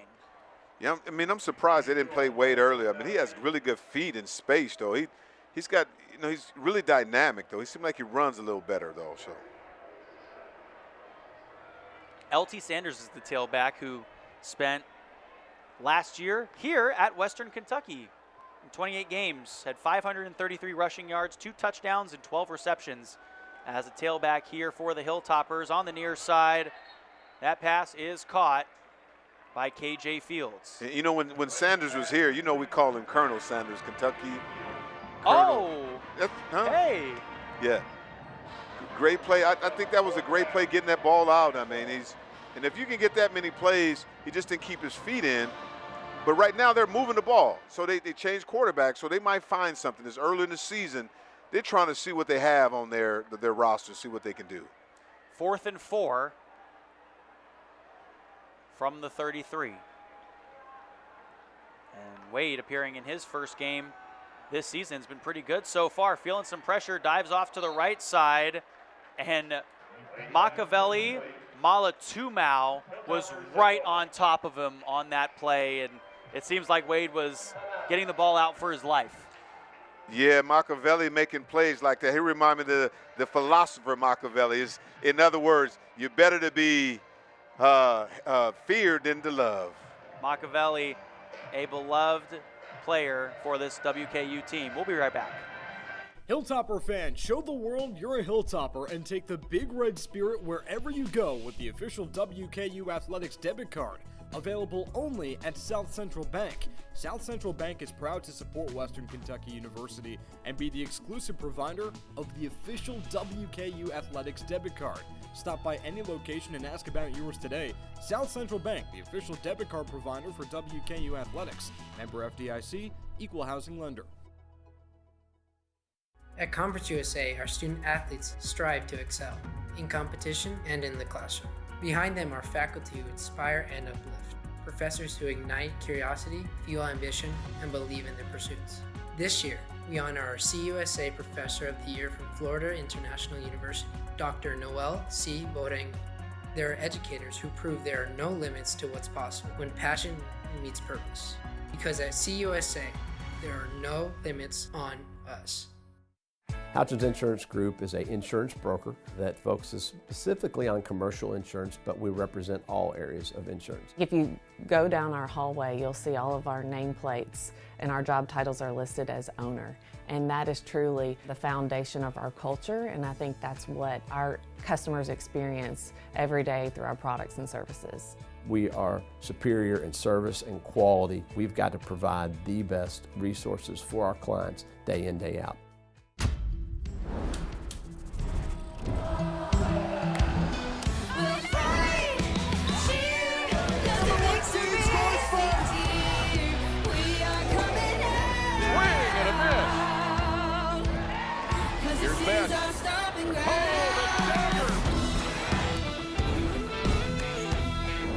Touchdown, Bearcats!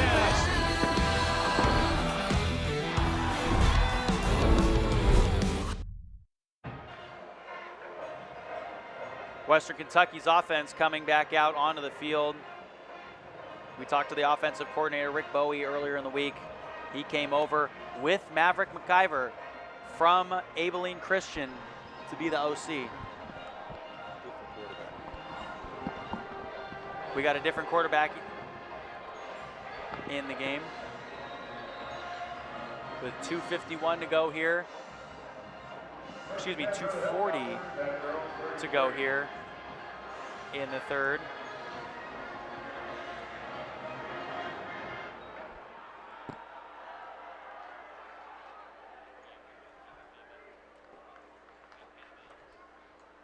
And the new quarterback is Rodney Tisdale Jr., who's got a man open for a first down over across midfield. Yeah, Tisdale's very athletic. Coach always talked about how he can make plays, and that was a great play there. Got it right to the receiver. Rodney Tisdale Jr. hands it off to his tailback, and he's going to dive forward across the 40-yard line, stumbling, bumbling up to the 35.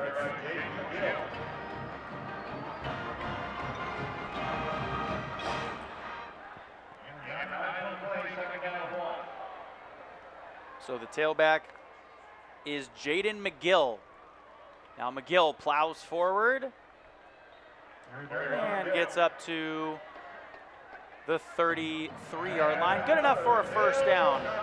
Yeah, what I like about this, you get other guys that normally don't play. Now you get a chance to see them on film and video for later on in the season. Get them right there, get them right in the fire, make some plays happen. They're going fast right now.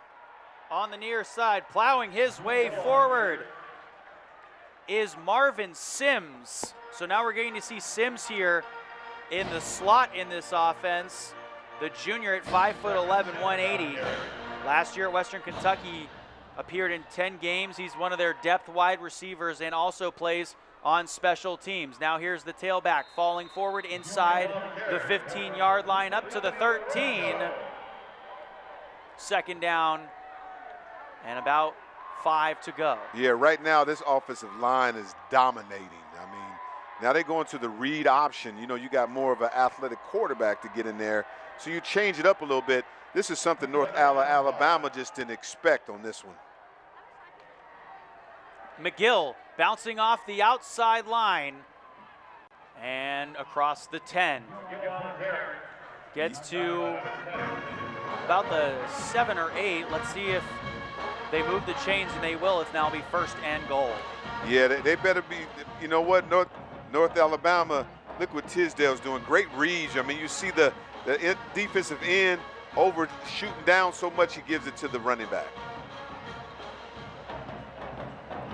So here's a fun statistic as the time is going to wind down. I've actually called Rodney Tisdale Jr.'s games before. Wow. Interestingly enough. It's very interesting. I'll tell you where. At the start of the fourth quarter. So through 3 quarters, only 3 points put up in that third quarter, but a 45-6 lead for Western Kentucky. We're through 3 quarters of action. 15 more minutes in the ball game. Coming up in a moment.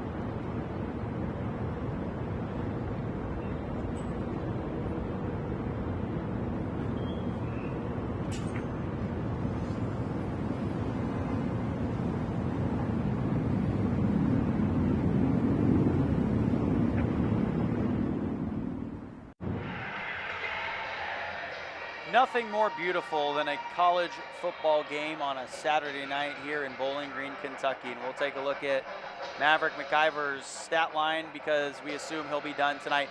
24 for 31, 305 yards, 5 touchdowns, no interceptions, a 77% completion percentage, and 213.3 is his quarterback rating. Now through 2 games of the season, he has thrown for over 700 yards.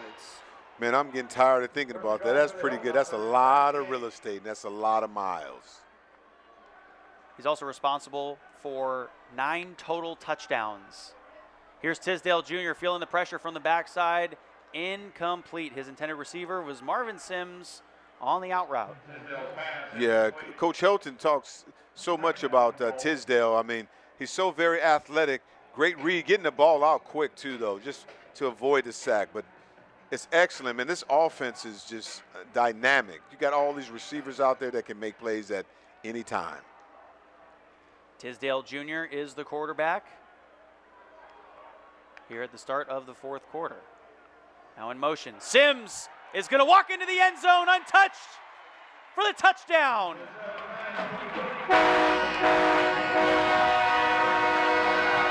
Western Kentucky pouring it on here. Sims' first touchdown of the season. They're not slowing it down at all. This misdirection, when you have this flood, the linebacker did not catch up with the wide open Sims. You know what, he gave him like a little stutter, and when you got outside, he outflanked the linebacker, and there was no way he could catch him. Rodney Tisdale Jr. records his first passing touchdown of his collegiate career. And he was just ready on the sideline the entire time, just ready to go. Cannon perfect on that extra point. Yeah, he's ready to go. I mean, that's great film study to see that. Sims scores from a few yards out, the 8-yard touchdown, and Western Kentucky up big.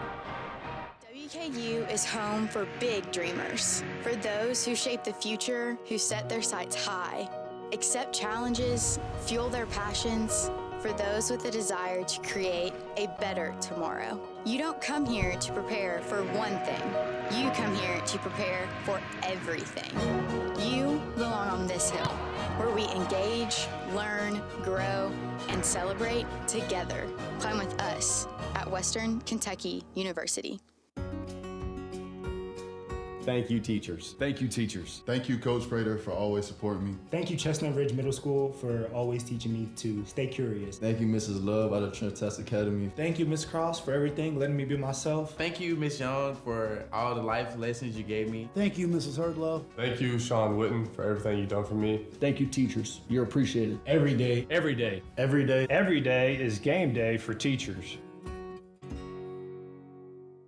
Blue Moon Sanitation provides clean, friendly, and dependable sanitation services at a competitive rate. We proudly offer the newest inventory in units and trailers in the area. For job sites, small and large, we keep in stock multiple portable toilets and roll-off open-top dumpsters and compactors. Blue Moon also provides residential garbage services in Warren and Allen counties. We want your stinking business. Go to BlueMoonSoki.com to learn more about ours. Blue Moon Sanitation, the official porta potty of WKU.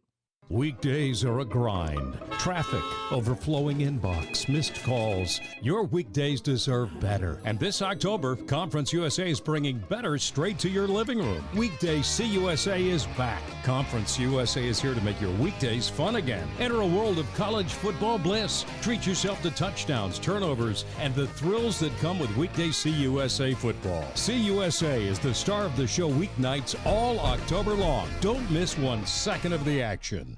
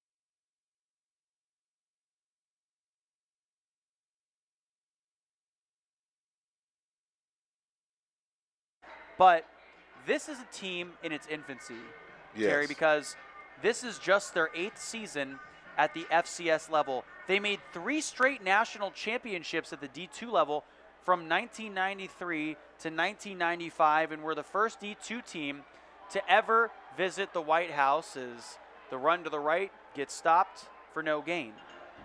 Yeah, very physical out there. I mean, they still hitting out there making plays. I mean, Zach Smith came up there like a lightning bolt. I mean, he's trying to get on the video and film because he wants to play too. There's a whole cell of all different players out there now.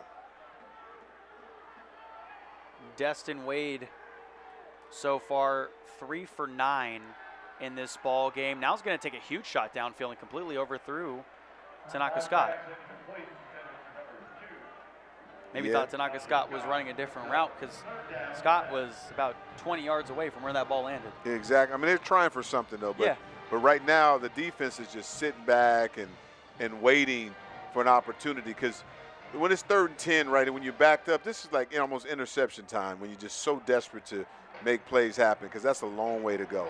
And on the defensive side, only 4 guys returned on defense that played 100 or more snaps for this Hilltoppers defense from last year. Only 4 guys. Now Wade on the near side, cuts it up to the middle, first down, and then some. Yeah, I'm surprised they didn't run more of that veer. I mean, because earlier they were making a lot of plays on that. That outside, we call it outside zone and that quarterback run. They've been very successful, but they kind of went away from that. Patu had a great run, and then Wade just had a great one on that. And that was a theme last year, though, I think, that you saw with this team was. This is trickeration right here. What is, we got this so is we a got, swinging gate or something. Yeah, I was going to say, it's a revolving door. That's something they got from Oregon playbook. Somebody went to Oregon. That play blown up on the near side for a loss. Dylan Flowers snuffed that one out early. Yeah, made it. Getting out there, making plays, got out there and got there quick. He did not hesitate on any play at all. Flowers said, you know what, give me my flowers now because I'm going to make some plays. We said trickeration, Jesse, and that was one right there. Well, that time the defense came with it. Play action from Wade, looking left, throwing that way, and here come the flags. That one will be on Flowers. Pass interference for sure. Yeah, he got a little aggressive on there. He tried to put thorns in. We said flowers, but he had thorns and roses on him. His intended receiver on the near side was Tanaka Scott.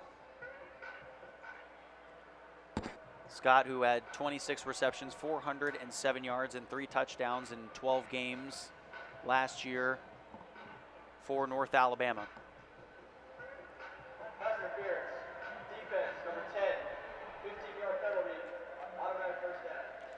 But you know what's amazing about coaches? As soon as you make a mistake, you're out. Yep. You pull them out immediately after a mistake or a play. Yeah. So now the cornerback on the near side will be Fonzie Smith. Or excuse me, Lataj Wright on the near side. Wade over to the right, incomplete. His intended receiver was Azariah Fletcher. Yeah, right now he's trying to. He tried to get the ball up, but you got to step into the throw. And the receiver has to plant and come back to the ball. It just was, right now, they just looked like they're just defeated right now. I mean, the offensive line, the big thing is interior. There's a different, just a different level of football right here now. So Wade has spent a couple of years both in Kentucky and at Colorado, was backup for Shedeur Sanders last year. And that pass is caught on the near side by LT Sanders as he makes it up to the 45-yard line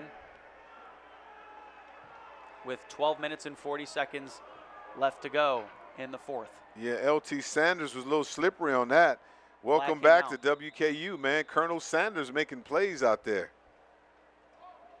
Personal foul, roughing the passer. Defense, number 3, 15-yard penalty, automatic first down. And So a man down, and that's actually Lataj Wright, the guy who literally just came in for Dylan Flowers. And we'll take a timeout and hope that Lataj Wright is okay.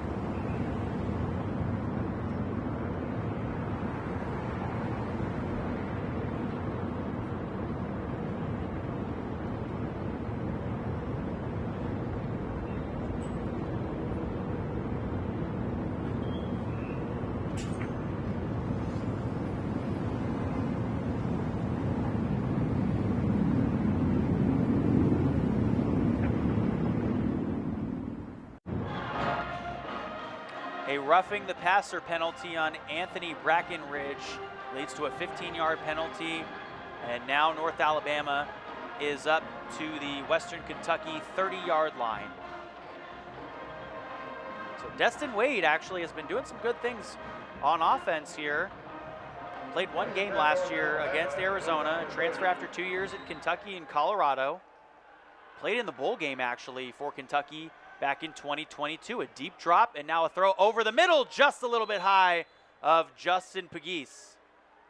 Yeah, that was a pretty good throw. Good read on that. He just had the ball up just a little too high in the air.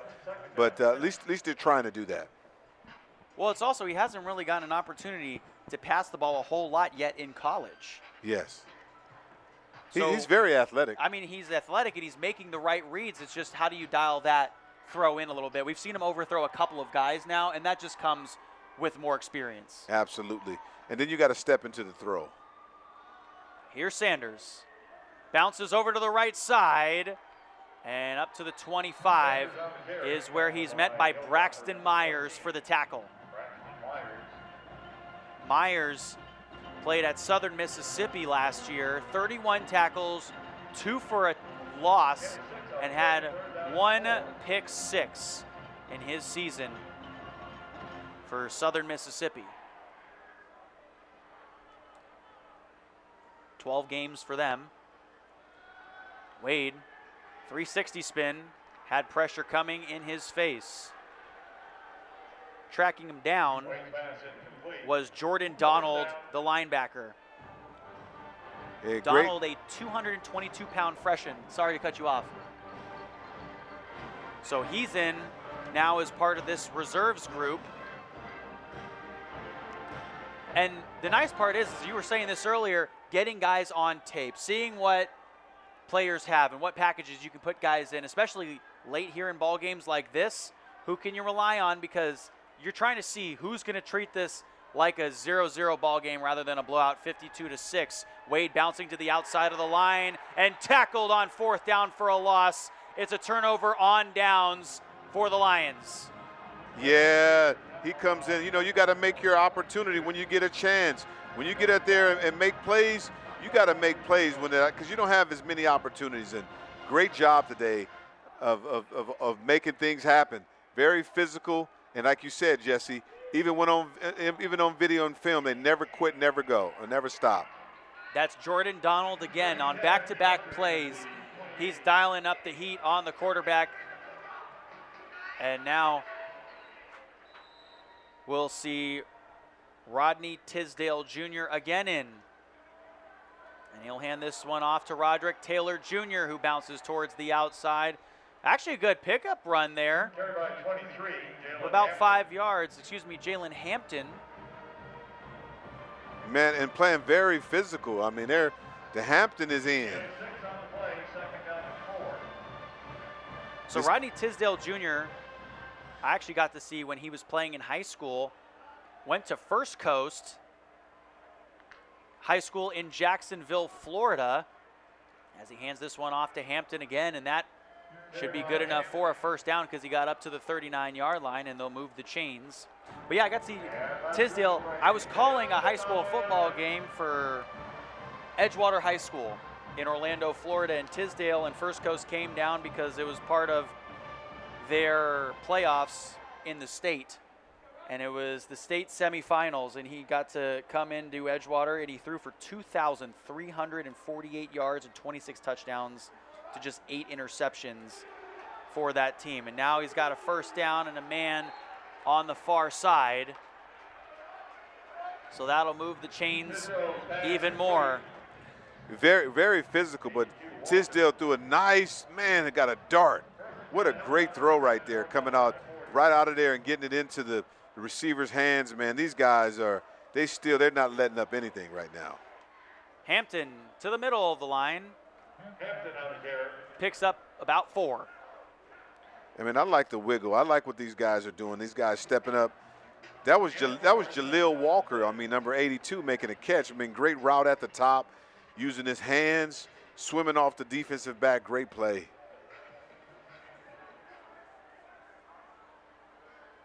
Tisdale Jr., a one-on-one two-star with the prospect safety by Rivals and a 3-star by 247 Sports. And on 3, he's a redshirt freshman here for this squad.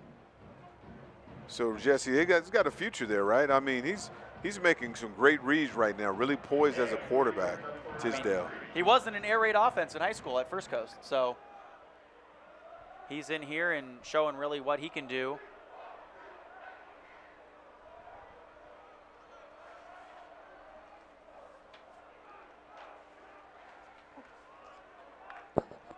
So he takes the snap, looking left, and now is going to run it himself. Is going to have to dive for the first down marker. I think he got that. And the ball came loose at the end of the play, but he was definitely down. Did he get the first down? Move the chains down. Tisdale, that's great decision making on that. He didn't try to throw it in the coverage. He put the ball and tucked it down. But the only thing I would like to see him is to put that ball away at the end right there.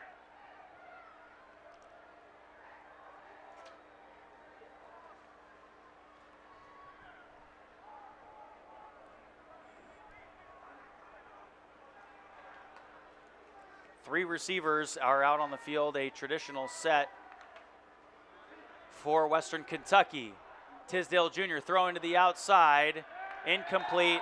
Flag comes in. That one's going to be on Michael Jordan, not the basketball player, the senior here for North Alabama out of Houston, Texas. Yeah, number 82, Jaleel Walker. I mean, he's got some potential. That was a great route. I mean, he got held at the top of that route. If he didn't, he would have came back and caught. He would have came back and caught that with his hand. Great step in the comeback to the football. Great job. Jaleel Walker, the intended receiver. Walker, the redshirt senior out of Phoenix, Arizona. My new residence. Played at Allen Hancock College before transferring to Western Kentucky. You got the safeties low. You got to get that ball up to run. And they go with the run, but a great job by that defensive front, stopping it for a 3-yard gain. So I'm liking what's happening right now. They continue with the same offense. I mean, it's NASCAR offense. They're not shutting it down at all. It's good to see other guys get in and see how Tisdale throw the ball and direct these plays right now. Jalen Hampton on the outside, wrestling for it, and some extracurriculars after the play was over on the sideline, and a flag comes in. You see, that's one thing about guys like playing late. Yeah. They're so excited. They're so enthusiastic to make a play for their coach because they want playing time that they sometimes make a lot of mistakes out here. They're just too over-aggressive.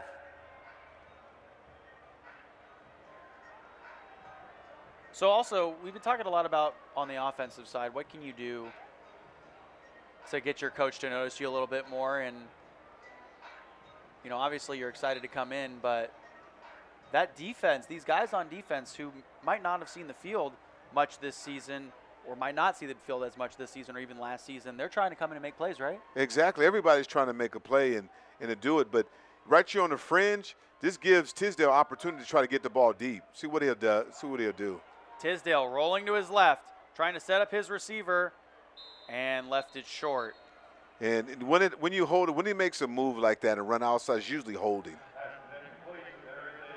There's a flag, maybe another hold. And this could get walked back even more. They have to get to the 4-yard line for it to be a first down.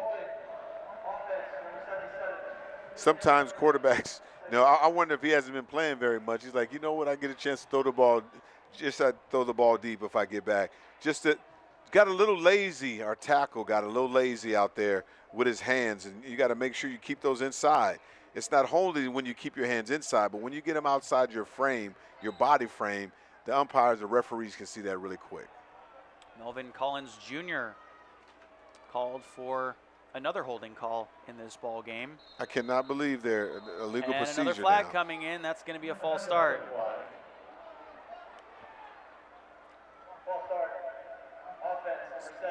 So 3 penalties in a row. What is practice going to look like next week now from a football player's perspective? But also too, like you got the young bloods in there. You know, they're making little mistakes. You know, he jumped early, and but just a little eager. I mean, Jamil Jackson. I mean, he hasn't been out there, the offensive lineman, and he's just trying to get his opportunity to do something. Now, at North Alabama is like in a prevent defense now. I mean, it's 2nd and 33. So you got to hit him with a screen or something or get the ball out quick.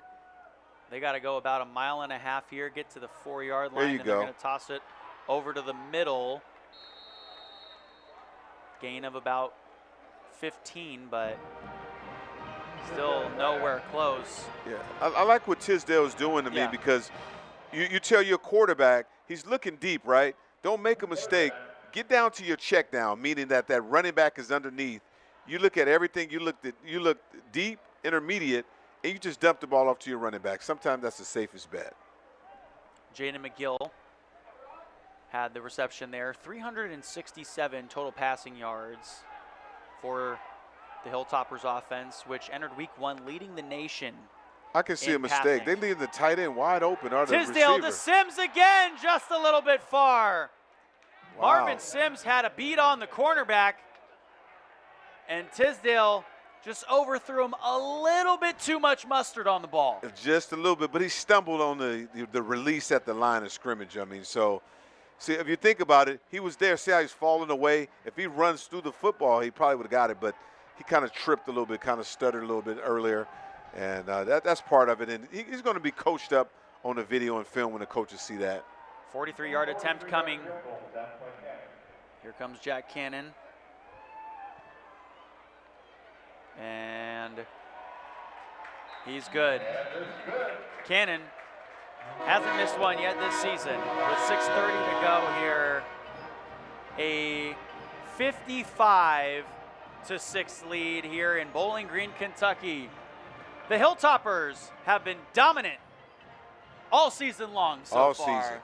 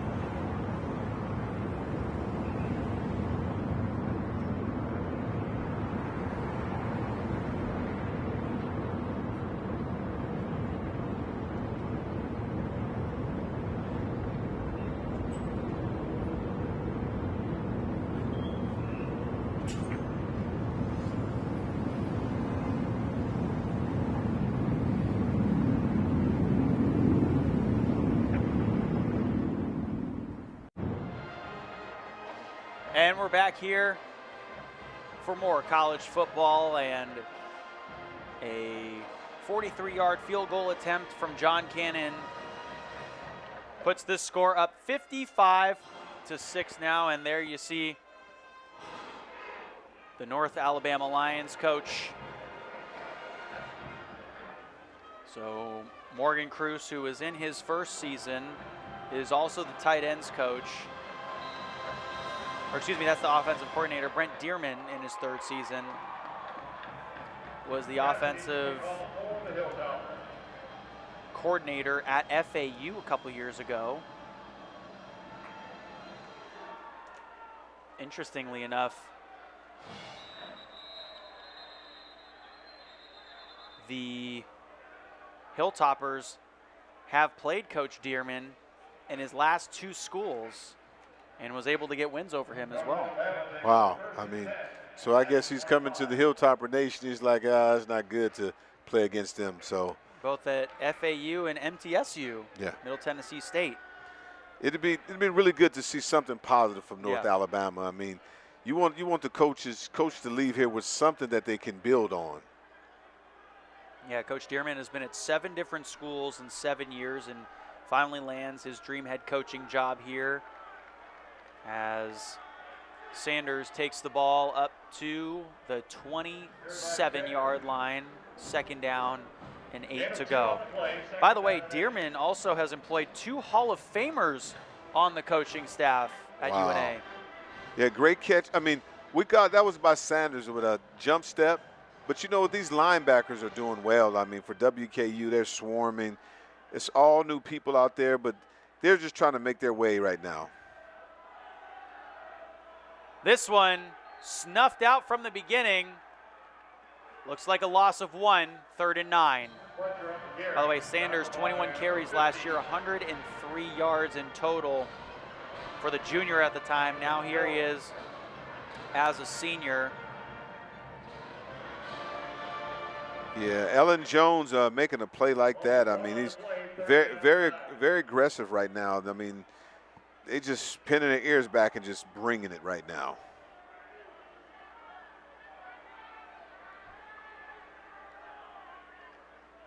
Clock ticking down to about 5 minutes here. A floater on the near side, incomplete.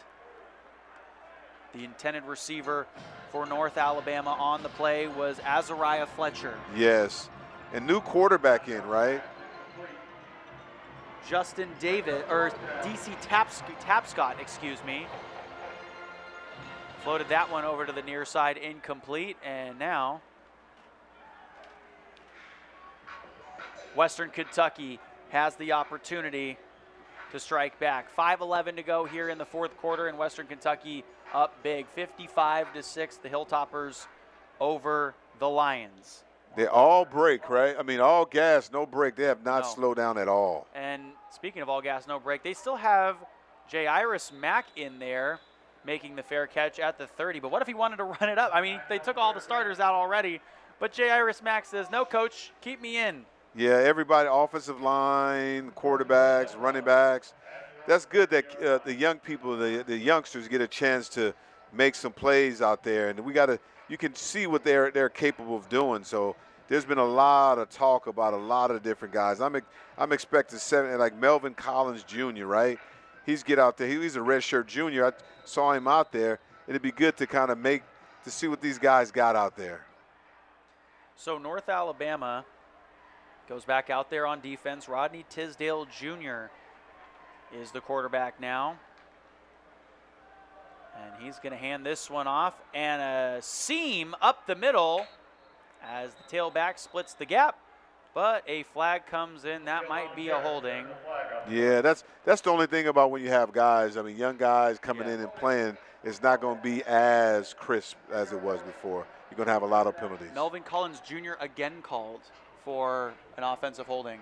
Yeah, he's got to keep his feet running. I mean, a little lazy right now. He's got to be more mentally stable than that and not be so aggressive, right?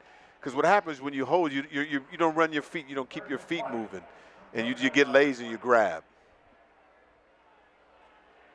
Nice warm night here in Bowling Green, Kentucky. This is the first time in program history that the Hilltoppers have 2 games in August as McGill is pushed out of bounds at about the 23-yard line. So still a lot of making up to do. But you talk about how warm it is in August. I mean, we haven't really seen any guys cramp too much, but Second down, 17. this team has never played also as early as August 23rd, which was their opener for week 0. A flag coming in, they're letting it offsides, you got to let it go. Oh, I'm impressed. And on the far side, catch, was it made? There are flags on the play. No. But Offsides, Jalil Walker was almost able to haul that one in on the far side. Walker almost walked that ball down. I mean, that's really really good play going at the high point and trying to make that play.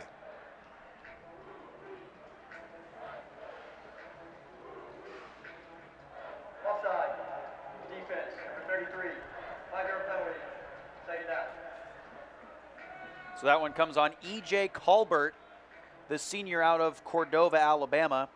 Had 10 games played last year, 7 tackles and 1.5 sacks. Yeah, he jumped offsides really quick. Really smart by the quarterback, Tisdale, to get the ball out because you know he had a free play. Yeah, free play, you go long for it.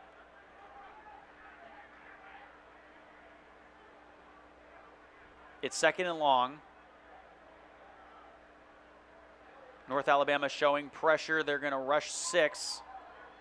And on the near side, pass caught by Sims, and another flag. But I think that might be more of a late hit, right? 26, yeah. You saw Tisdale hit the deck. Personal foul, roughing the passer. Defense, number 57. 15-yard penalty at the end of the run. Automatic first down. So the automatic first down after the end of that play.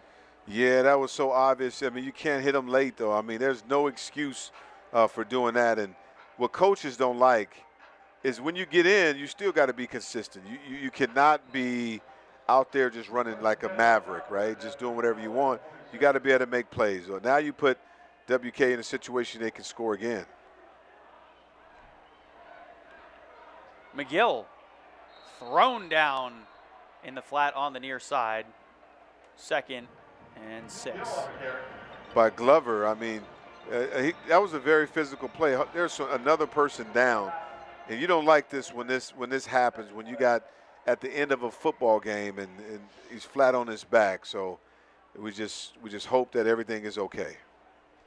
You definitely got to hope he's okay. And in the new rule this year, Terry, in college football, you got to hope that obviously he went down before the ball is spotted for the next play, because starting this season, a new college football rule charges a team a timeout if a player goes down with an injury after the ball is spotted for the next play. And if the team has no timeouts remaining, they get assessed a 5-yard delay of game penalty. So this rule is used to aim to prevent players from faking injuries to gain an advantage, such as slowing down an opponent's momentum or to stop the clock. But clearly seems like he got roughed up there, and we hope he's okay. Yeah, he's getting up there. So do we got a sweet, awesome. It's a big kid. BJ Dicotti, the senior from Birmingham, Alabama, transferred over to North Alabama this year from Vanderbilt, where he played 27 games, 36 tackles and 2 sacks for the senior. See what happens here. You know, that was holding. You know what? He just didn't get caught for that holding again. That was another holding on him, and he's got to run his feet, though. I mean, that's what we got to do that.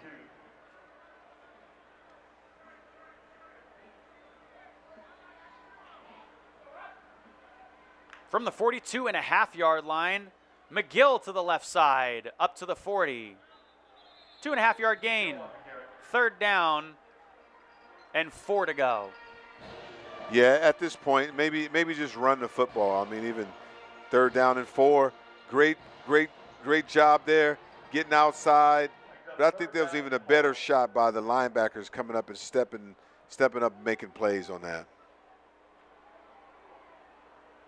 So the Western Kentucky Hilltoppers, after this game, they have Toledo, Nevada, and Missouri State. Pretty good strength of schedule for Coach Helton's squad this year. Yes, I mean, the big thing is Toledo. That's going to be a good game next week. Great catch.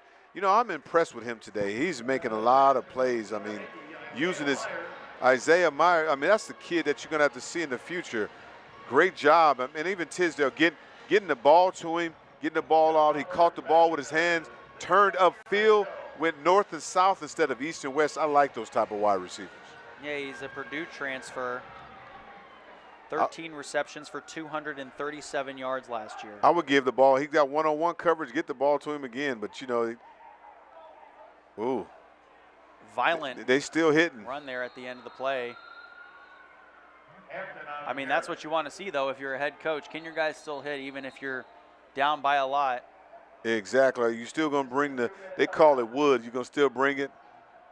And we've reached the 2-minute warning here in the fourth quarter. A 55-6 game on a beautiful night in Bowling Green, Kentucky.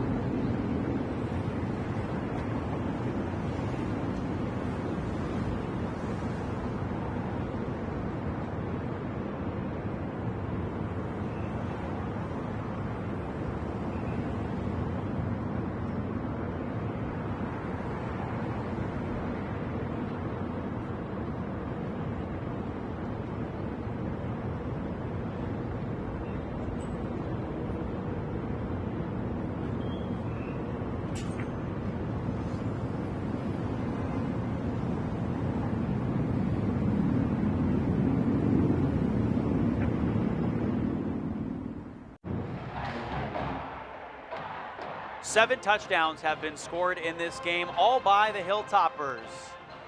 So talk about a home field advantage. It has been helping them out immensely in these first two games. The first one in week 0 against Sam Houston, they won 41-24.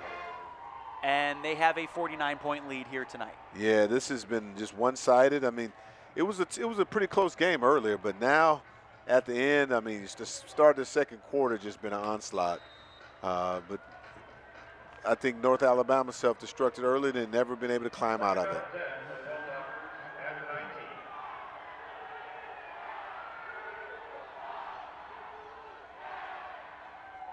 Tisdale Jr., Jalen Hampton takes the handoff and runs right into the line. Not much of a gain there, maybe got 1 yard on the carry. It'll be third down. Yeah, the Hampton is in, so it's going to be really interesting. I'm looking forward to seeing a lot of these guys make plays, but I've been really impressed with the wide receiver right now, number 80, Isaiah Myers. I mean, if he get an opportunity to play more, he might be something special right now. So see what he does now. I mean, he's going to have one-on-one right here with the safety over top to the other side. See if he goes one-on-one to Myers. He's going to run the football. Bouncing over to the near side is Hampton, and a flag comes in. Holding again. 2 flags come in. And that'll stop the clock.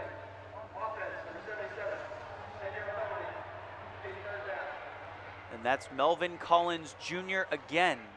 Yeah, I mean, he's just right. You can't. You got to use his feet instead of grabbing. I mean, once you get beat, you can't grab people. You got to use your feet to move to get you in a position.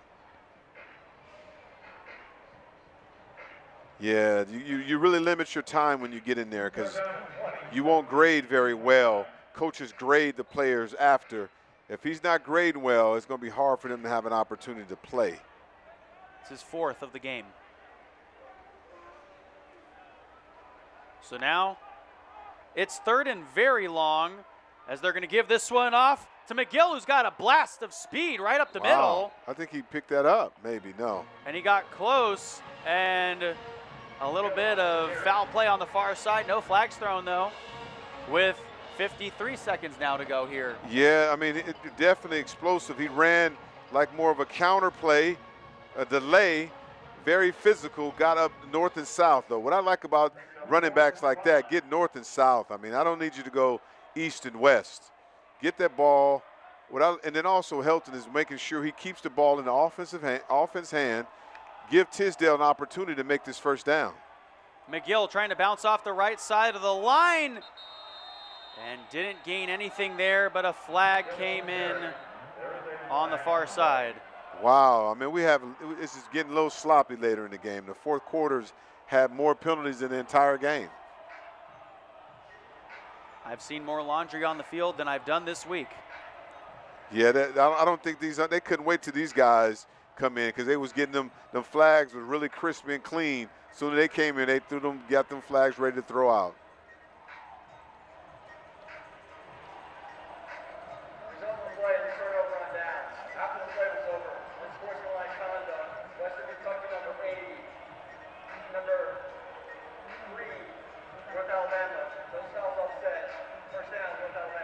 So that's Isaiah Myers and Jermaine Ray Jr. How does that grade? Yeah, I mean, but I like that for a receiver to be physical. Yeah? Now, I mean, come on, if you're going to get – I mean, big Isaiah Myers guy, huh? Yeah, man, I'm liking him right now. You like the transfer. Yeah, I like him right now. He came in with some enthusiasm and made a few plays here and there. And also the running back, I thought he came in and did a great job. Number 25, is that McGill? Yeah. Yep. So they got a lot of weapons on this WKU's Western Kentucky football team, but North Alabama has a way. They just made too many mistakes tonight. So one of the final plays here in this ball game. New quarterback in for North Alabama. Is that Anthony Young? Who's number 20, right? Well, there is no number 20 on the depth chart listed as a quarterback. Yes. So having some fun here. Our quarterback will hand this one off to his tailback on the left side. Yeah, a surprise name, right? Our quarterback. Yep. Just surprise number 20. Quarterback at the end of the game. Number 20. Maybe he had, like earlier, maybe he has a different jersey. They didn't bring his jersey either.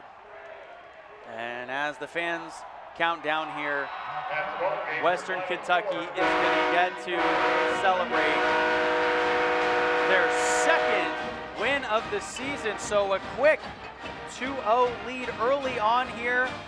And what an incredible game by the Hilltoppers it was. Who would be your player of the game?